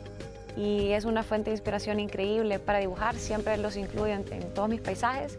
Siempre tiene que haber olas, palmeras, montañas y volcanes, porque es lo que más representa a El Salvador y eso es lo que representa mi arte también.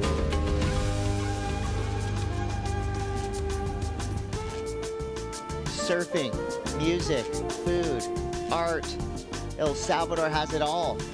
We're live from Punta Roca, La Libertad, El Salvador. This is the Surf City El Salvador Pro. Chris Cote here with Jesse Mendez, and in the lineup we've got Brisa Hennessy, current world number 12, going up against Bahina Fierro, current world number 10. Kind of surprised here.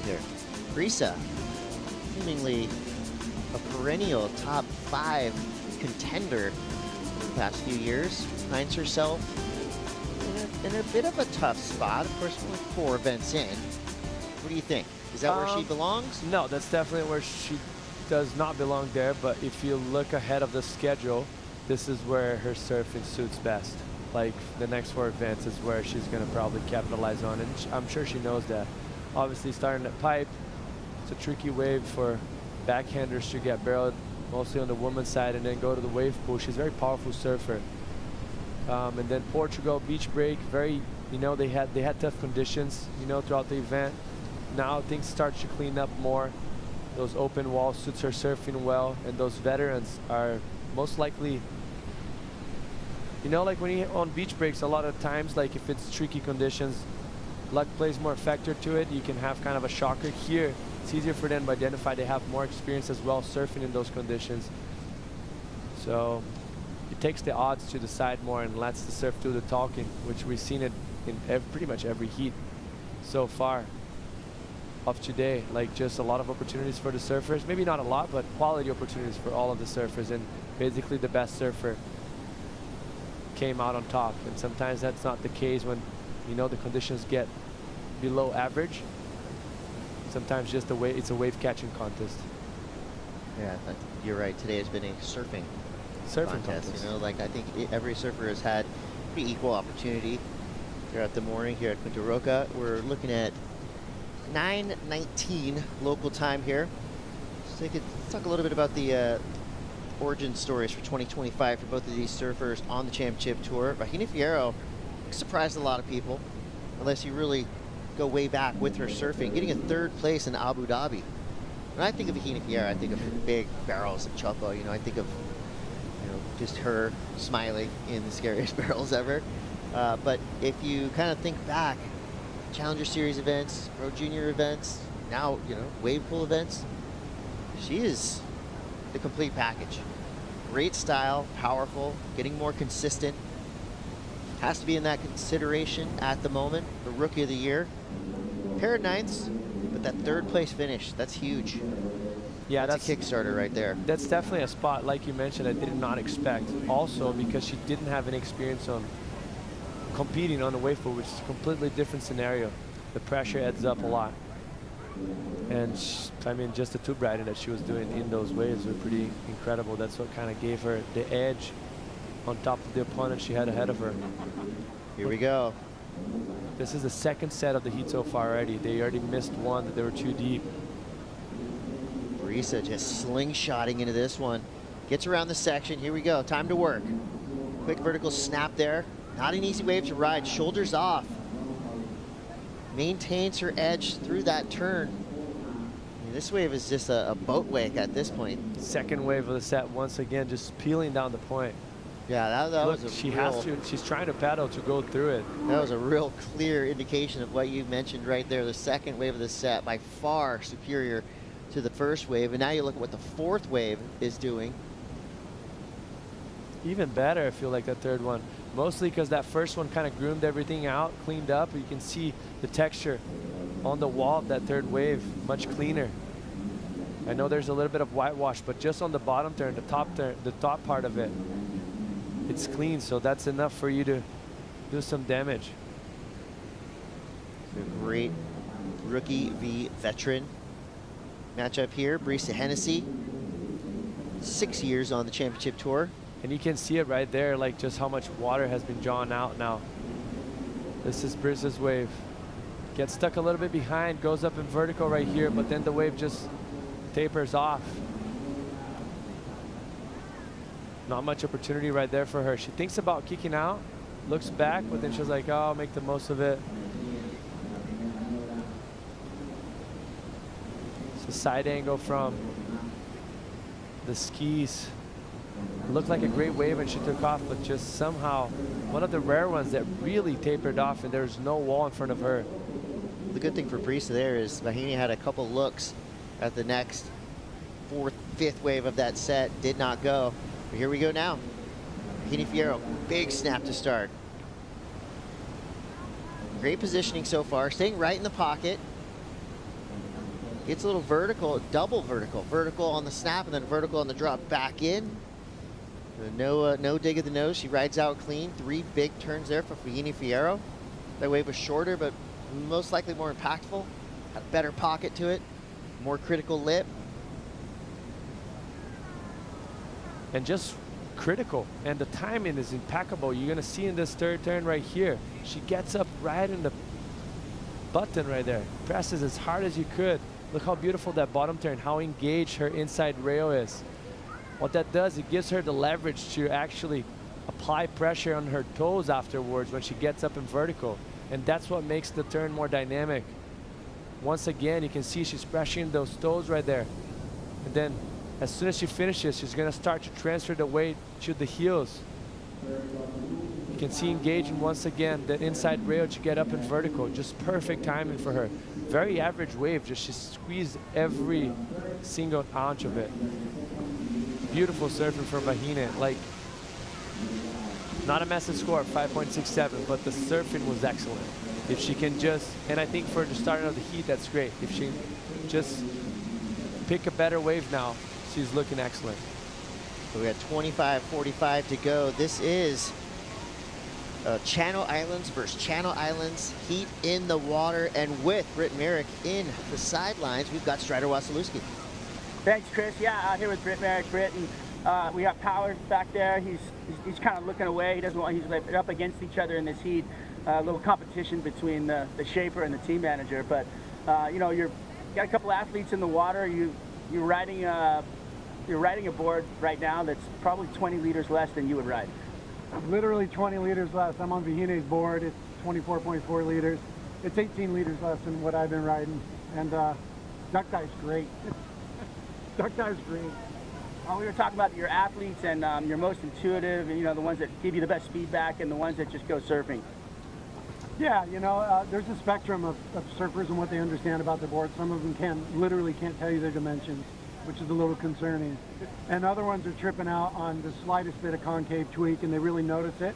They can feel it on the wave, and they can see it in the boards. And those are kind of the most fun ones to shape for, because I love that engagement. I love geeking out on that. I love getting that detailed feedback. I love the challenge in the shaping room. You know, I don't like to get bored. I like to be challenged. I'm totally fine when a surfer comes to me and says, hey, this doesn't feel right. Let's figure this out. And it's a bit of a riddle. And then it's really rewarding when you figure it out. Just did that with Joao before this event. We were working on a couple things. The boards were kind of giving out on him at the end of the turn. Made some changes right before he came here. And as of last night's practice sessions, I think we fixed it. So that's a rewarding experience. And also deepens the relationship with the surfer, because you're having these in-depth talks and trying to understand one another. I really enjoy that. That was amazing. Thanks for that input. Just on, you know, on the other side of the spectrum, are you the ones that don't really get into their information? Are you kind of giving them the information, schooling them, trying to get them more involved? Yeah, one of my goals and one of the things I love most as a shaper is educating surfers about their boards. That's a really fun thing to do, teaching them about rockers and concaves and rails and what affects what and how they work together. That's a fun thing to do. Some surfers just don't sort of have that kind of mind, and they like most boards, and they're easy, and that's cool too. Well, thanks for all the amazing information. Thanks for being in the lineup. Matt Biolis, you better get out here. Where are you, Matt? Where are you, Matt? We're getting a lot of information. Just kidding, but the Shaper rankings, that's a fun one, huh? Yeah, it's super fun. We're all so competitive. It's like the heat within the heat. I mean, we're at least as competitive as the surfers.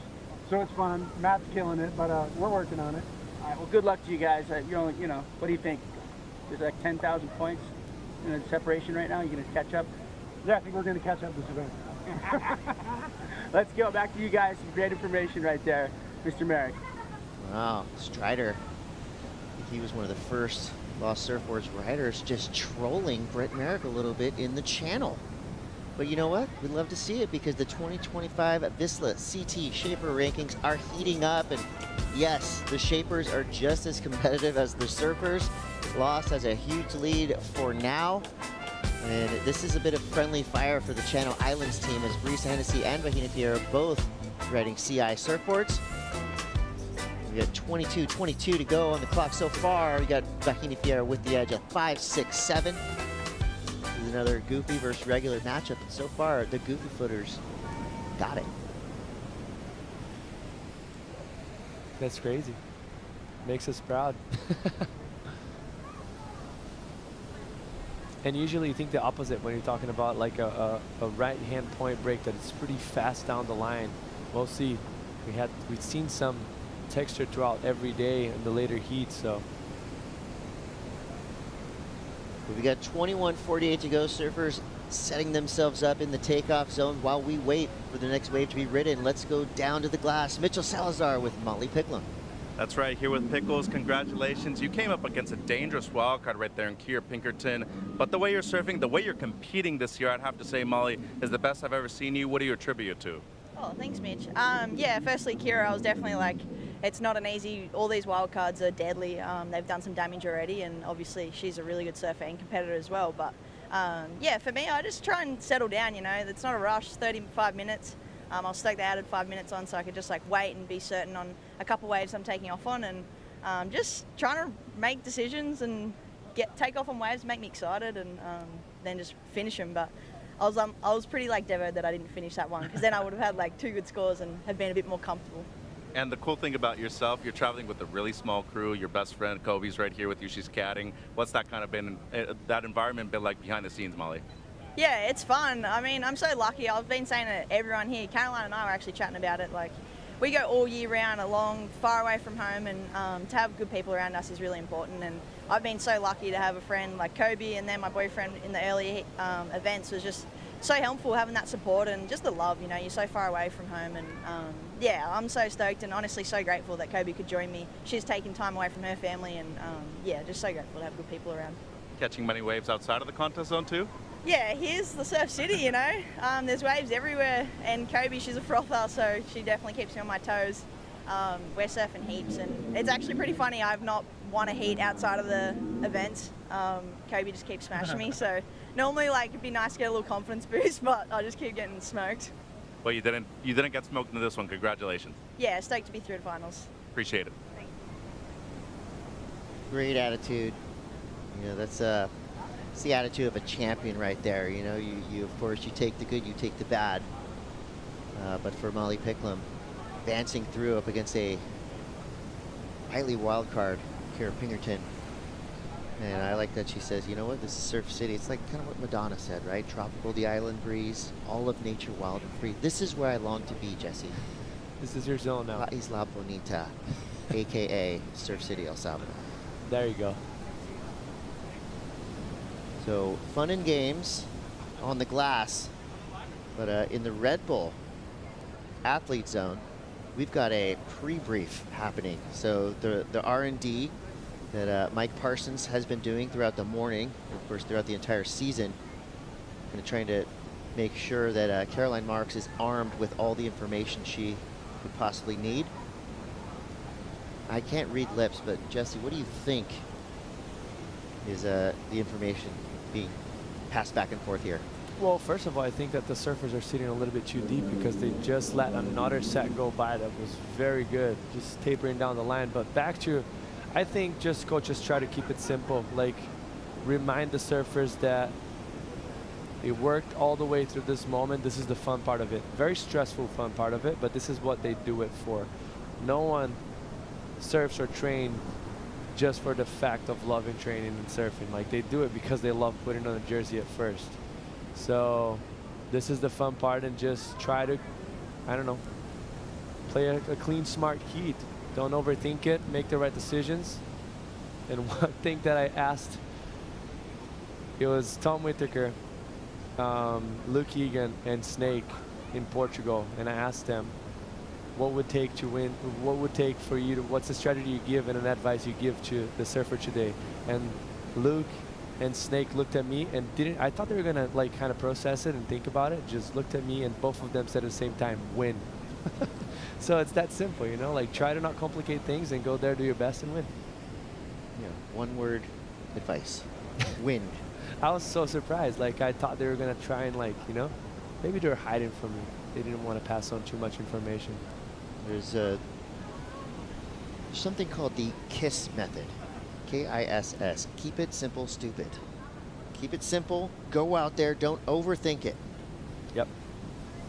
Of course, that's easy to say from this chair, but when I'm sitting in that chair, never been in, you have, Jesse, the longer you wait, seems like the more you think. You know, the hamster wheel starts running in your mind. But for our luck, I feel like the surfers with more patience and more guts to sit on the board throughout this event specifically, it's been paying off, and they actually performing.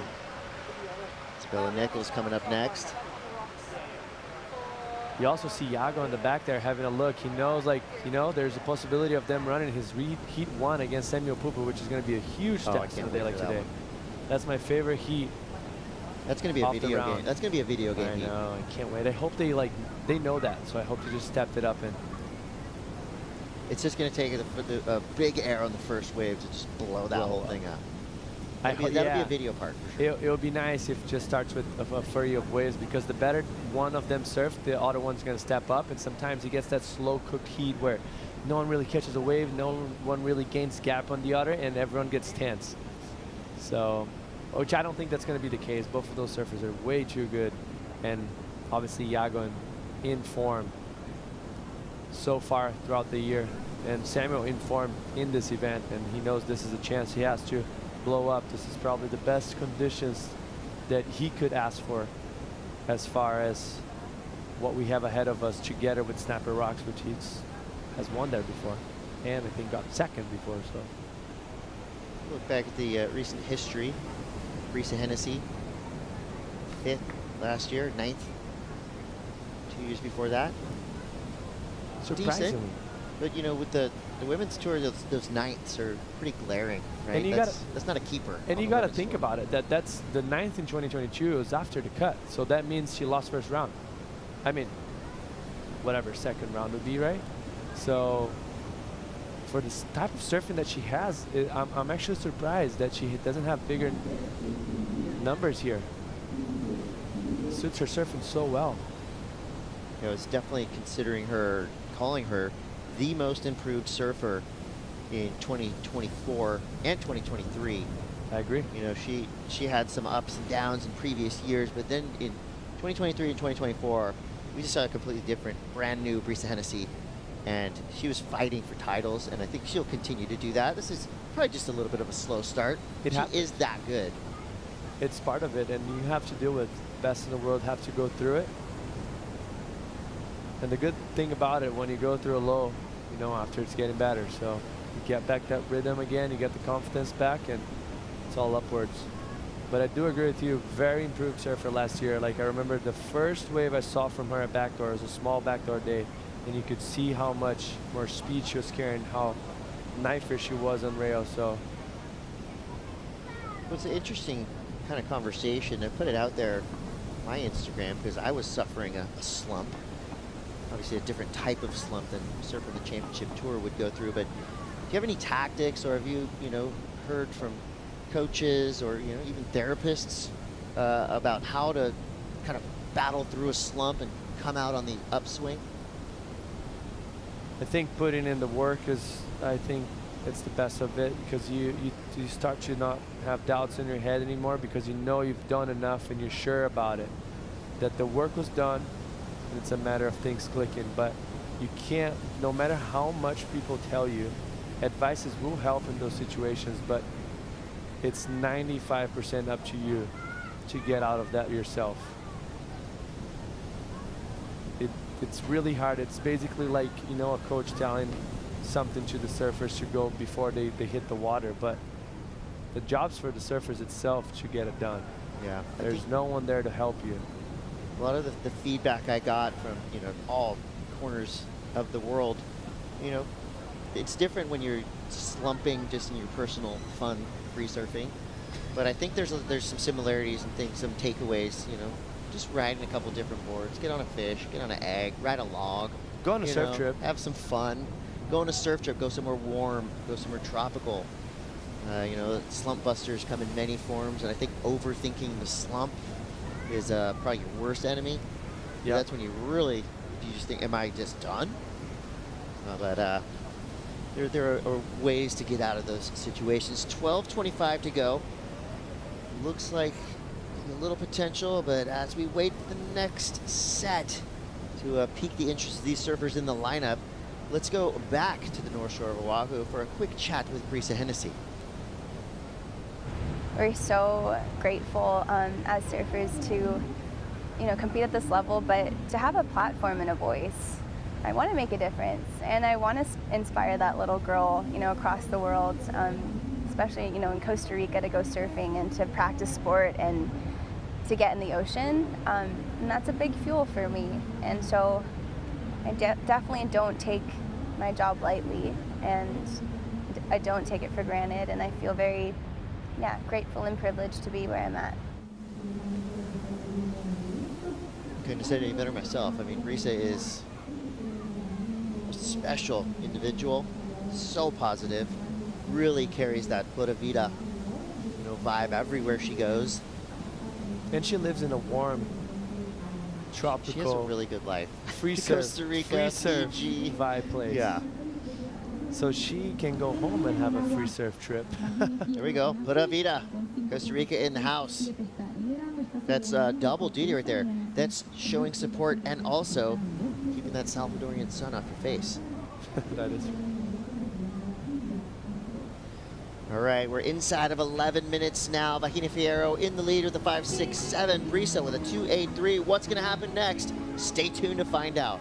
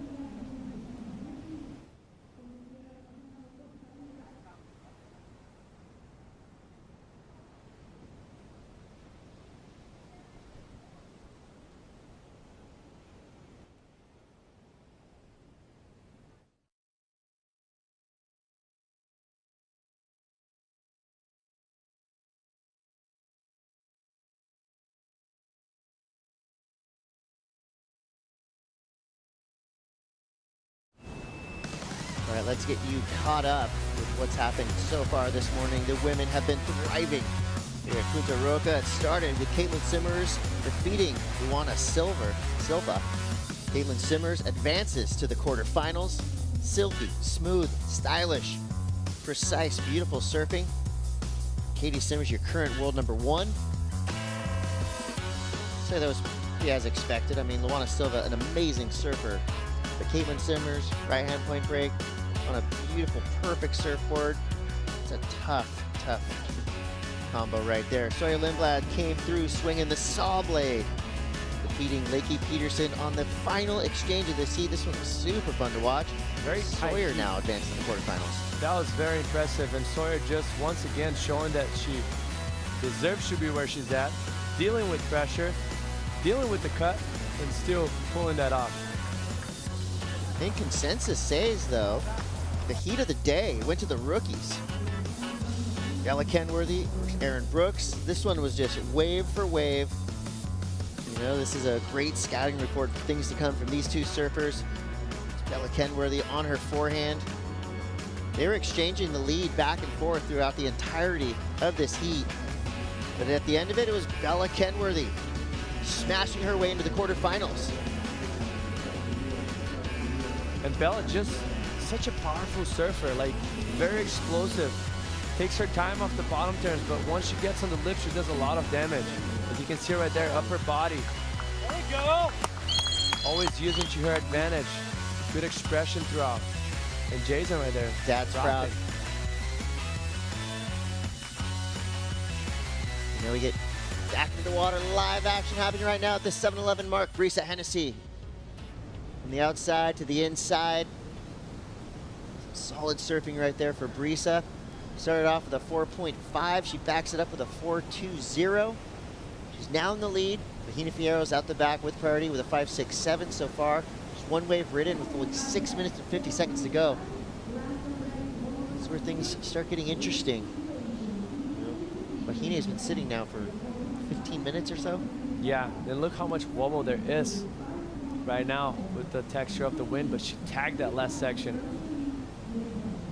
This is a very easy way for you to compare. 3-turn combo compared to the 5.67, which is the highest score of the heat so far. Beautiful bottom turn, gets up in vertical. Similar finish to Vahina's, but I feel like Vahina's had that opening turn that she got very up, like beautiful drawn out bottom turn. And that was during the break. 2-turn combo, that wave just running down the line. You can see all the texture on the bottom of your screen right there, and that's all from the water that's getting sucked down the point with this tide getting very low right now. And what that does, it makes it very tricky for the surfers, very sensitive, and the wave starts to run down more than you expect. With 5 minutes, 50 seconds to go. Number 5, Vahina Fierro.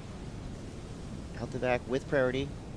5 signifies the 5 islands in the French Polynesia zone where she resides, one of the most beautiful places in the world, but it does have teeth. Imagine, Chopo is pretty much where you learn how to surf. It's pretty radical. It is pretty radical.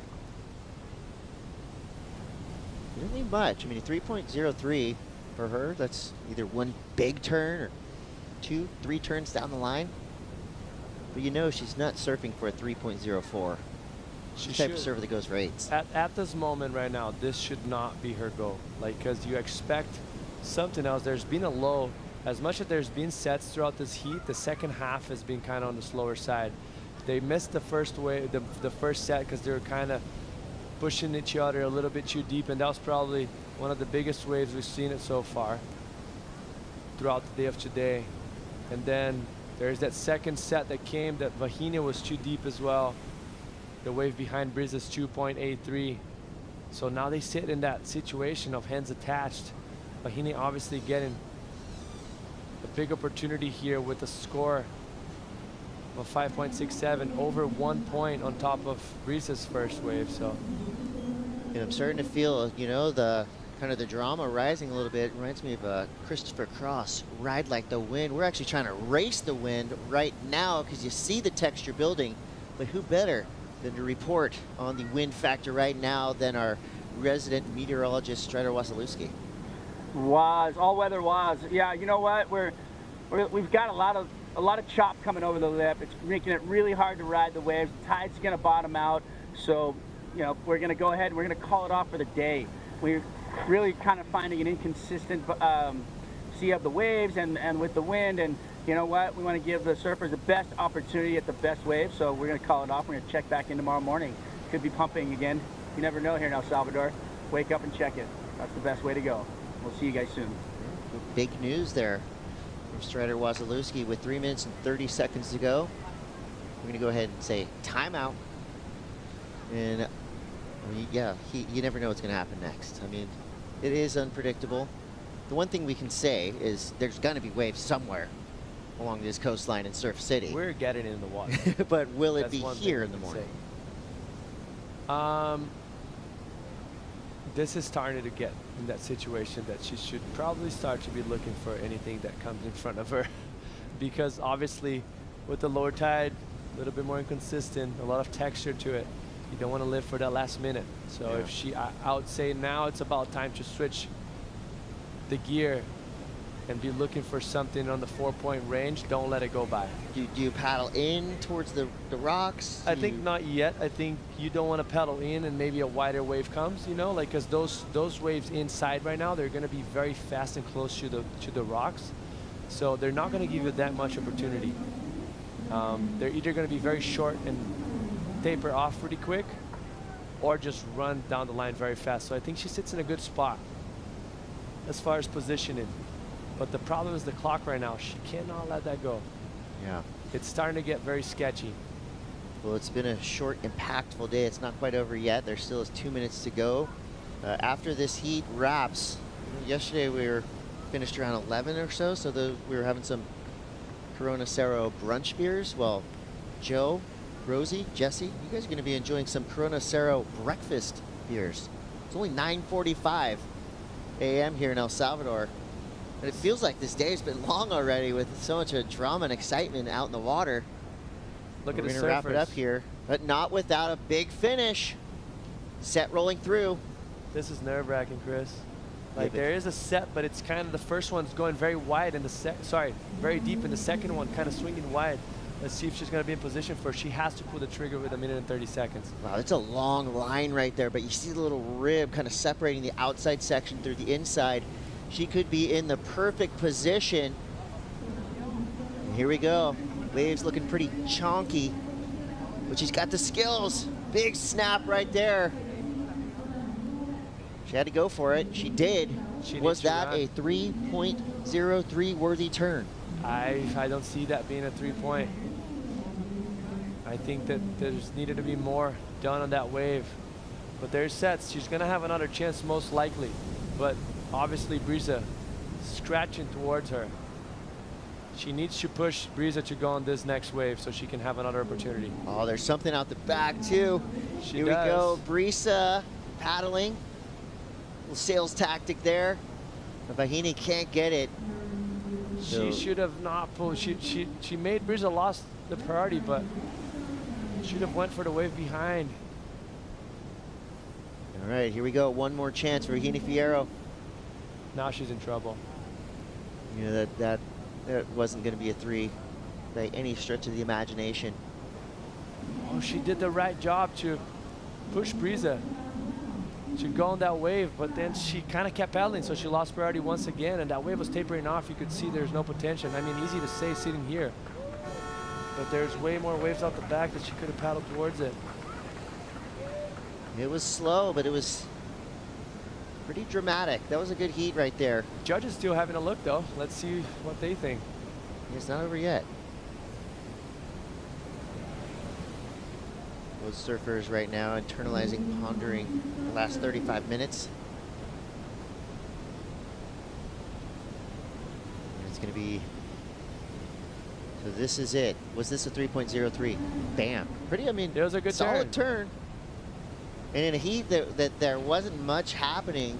The scale had to change, right? Like, obviously throughout the heat, because it got trickier for the surfers. Race is not fully confident that she got the victory there. See both these surfers, deep thoughts going through their minds.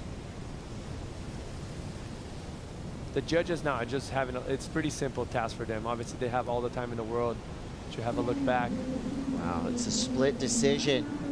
One judge saying yes, but we factor in all 5 judges throughout the high, throughout the low. It comes through just under. Painful 2.83 for Vahini Fierro. So Brisa Hennessy gets the victory with a 4.5 and a 4.20. Number 99 from the Puerto nation of Costa Rica moves on to the quarterfinals. With that, we're going to call it a day. We're going to call it a morning. We'll give the staff the rest of the day off, but not Joe, Rosie, and Jesse. They've got the Corona Cero Post Show coming right up.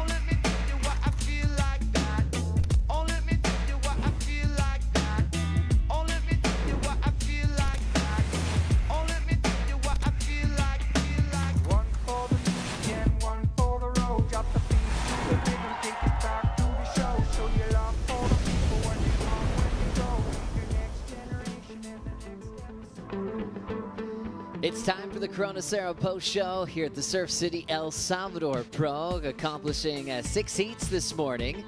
And Brisa Hennessy, a warm welcome on the hot rocks. Pura Vida vibes for Central America, representing Costa Rica. So a lot of Costa Ricans making the trip to support. A lot of people from El Salvador backing Brisa to win this event for Latin America, as she just got the win over rookie Vahine Fierro in a pretty tough heat. Conditions were definitely getting a little bit tough out there, which made the decision to call it a day and come back for more action. Thanks for being with us, and salud, you guys. This is the Corona Cero Post Show, so we can relax a little bit. Job well done. I think the coolest part of today was being really surprised, actually, with the quality of surf that we had this morning. Rosie, it was just a dream setup here with this cobblestone point break. Yeah, and just the Dawn Patrol effect of having the call so early. We're here at dark, and just seeing that little bit of energy coming through the lineup, I think it all sparked a bit of interest in knowing that the contest was going to get underway. And, you know, wise men said, don't expect too much and just show up. And we kind of showed up, and that was the best morning we had so far. Obviously, cutting it short with the winds and the tides getting lower, but still, the first few heats were incredible. As the world title race intensifies, we're always anticipating fireworks from Katie Simmers, the reigning world champion, coming here to El Salvador. Chatting with Tommy, look calm, comfortable in the early morning light. Luana Silva, though, has been really sharp with her rail work the last few days and came out blazing. She started this heat extremely strong, Joey. She's had such a good read, always on the best waves out here in El Salvador, and I feel like she's always on the best waves no matter where you are in the world, and that's a very, very positive attribute to have. Getting into some good sections there, Jesse, for Lulu. It's some of the better turns I've seen from her, really composed the last couple days, and you know, she's probably thinking about ways she could have beat Katie looking back now. Yeah, it's definitely, and this is one of them, but how could you blame the girl? Like, this is the best wave, or the tallest wave that came so far in the event, and how are you going to let that one go to an uncertainty of what's behind you? And obviously, Caitlin getting the luck of having second priority in that situation, that exchange, and getting the best wave of what we've seen it so far in this event. The most stretched out, the tallest, and just beautiful surfing. And Katie looks great, doesn't she, when she's just going down the line? Just the anticipation for that beautiful down carve. I think anytime you give Katie a canvas and she gets to work and has that original approach to her surfing, it's so unique. We love to watch it, and the judges really enjoying the explosiveness of Katie. Cheers to that, Ro. Cheers, Joey. That was brilliant surfing from world number one. Also having a nice chat with Gabe Garcia from Carlsbad, managing some big athletes these days on tour. Absolutely ripping. As we check out the numbers here, Katie Simmers has had the most excellent numbers on tour. Adds another one to the list, 8.17 in that win over Luana Silva. Silva out of the contest and now preparing for the GWM Aussie Treble. So that's a big one for Katie Simmers and the world title race. So the last thing that top five wants is for Katie to start running away this early in the season on the rankings, Jesse. It's hard to hold that, like, because it's kind of in her hands, you know. She has the heat in front of her, and she usually is doing pretty well. So all they can do is step it up their game and do their best. Very exciting heats and matchups continued. Erin Brooks and also Bella Kenworthy had a much anticipated clash, a big representation from the rookie class, and this was a huge book to read when you look at the entire 35-minute matchup. Oh, this was insane, Joe. I mean, just all the different chapters that we went through in this heat. It was fun to see them kind of jostle for position. Bella Kenworthy taking an early lead over the very anticipated Erin Brooks. You'd have to say that Bella was having that underdog feeling in this matchup against the young phenom, Erin Brooks. It almost seems like Erin was possessed, just focusing on Bella, took some bad waves, then set started pouring through, and it was favored to Kenworthy, and then Erin finally settled down and found her flow and even got the lead change, Jesse. Yes, and that's the problem of being a Grom. It's so easy for you to get caught in other people's strategy or just trying to pay too much attention to that. But once she puts herself in good opportunities, you know she's going to get big scores. But just 2 steps behind, as soon as she catched up, Kenworthy already came and swinged it, and just very powerful, clean surfing for her. What a great venue for Bella. There's been some lowers right comparisons. It's not too far away from home in Southern California. And I'm just enjoying the fire she gets off of Erin Brooks. They're going to be compared for the rest of their career. There's a proud father there, Jason Kenworthy. And focusing on the numbers, Erin Brooks got the lead change with the 7, but just really steady work. Improving on the low score. Bella Kenworthy built to a 5.83 to get the job done. Yeah, she was always building. Every wave she took off on, she increased her score, even if just incrementally, and that pushed Erin Brooks out of the picture. Now we're focusing on big quarterfinal matchups. We have Brisa Hennessy already into a finals format as she's on the glass with Mitchell Salazar. Thank you, guys. Brisa, muchas felicidades, congratulations. A close heat, a slow one, and especially at the beginning, it seemed like both of you were a bit caught off guard right there with the first set. Yeah, gosh, I am still shaking. That was such a stressful heat. Yeah, we were definitely paddling ourselves up way too deep, and it's a tough one, right? Like, do you hold the inside, or you try to catch waves and maybe not catch the best wave of the set? So yeah, still really, my heart rate's still coming down from that for sure. I had a great chat with your mom the other day. She gave me these cards that you actually made that have words of affirmation every single day. It's a bummer that I didn't bring them with me right now, but this morning you told me, hey, those things are there every single day for you, and most importantly, you need to reaffirm that you're here for a reason. How do you kind of get into that yourself? For sure. I feel like, you know, going through my own mental health battles and, you know, this year, so many like waves of emotion, you know, that heat was actually such a, I think, testament to that, of feeling so uncomfortable, which is like things that you have to constantly embrace as an athlete. Like, in order to grow, you have to feel a little bit uncomfortable, and I've definitely felt that this year. But I feel like now the momentum's changing. I'm trying to embrace that uncomfortability. As far as words of affirmation, I think it's like, you know, letting it go and letting it flow, and yeah, embracing that uncomfortability. Whatever goes together, grows together. Muchas felicidades. Un mensaje para la gente tica. Sí, claro que sí. Saludos a todos. Me siento todo el amor, y es muy especial estar muy cerca de mi casa y representar a Centroamérica. Mi corazón es muy lleno y vamos con todo. Carnal, carnalita, carnalito, back to you guys. Muchas gracias, Mitchell. We've got a couple of Spanish teachers on the road with us, which has been fantastic. Mitchell and Brisa, beautiful words to represent Costa Rica, where her whole life began, in a very remote part of the country. Didn't have any technology, but she had perfect waves. I wish all kids got to grow up like that. What a unique story. I mean, that's just everyone's dream. Growing up like that, not focused on any screens, going surfing, being wild and free. I mean, that's such a great upbringing. Let's now look at the map. Surfline, the official forecaster of the event, just breaking down really the next 4 days. We're here into the weekend. We've been getting about 6 heats accomplished in the mornings, Jesse. Let's see what we have in store the next few days. I was actually talking to Ian Gouvet and Jack Robbo after they came in from the free surf this morning. They're saying we might have heats run all day, every day throughout the mornings.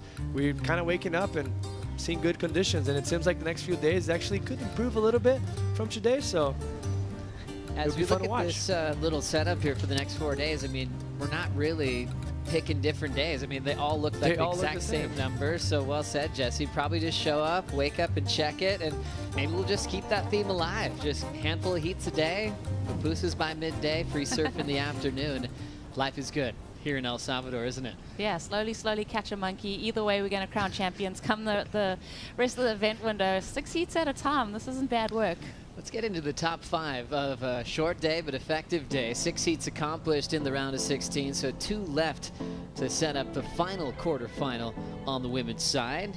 Coming in at number 5 on the list, Molly Picklum, picking the right sets. Eliminated Pinkerton, and for me, the wild card, Kira, was looking the most dangerous off yesterday. Maybe one of the hardest matchups in this round. So for Molly to overcome that, be into the quarterfinals, we know that she's hunting down that WSL Final 5 spot. She's already in that picture, but she's looking for a maiden victory for 2025.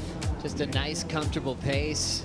Looking happy, has a best friend in Kobe Enright. That's a familiar name because Kobe's competed on the big stage at Bells Beach, Jesse. So she's got a, CT caliber surfer to really spar with and warm up for all of her heats. Coming to number 4, Gabriella Bryan getting the win, Jess. Yeah, I was surprised on that one that the scoring was very low. Obviously expect so much from Gabby, but it seems like that first wave she caught, she was a little bit deep on the best part of the wave, but then she unloaded right here.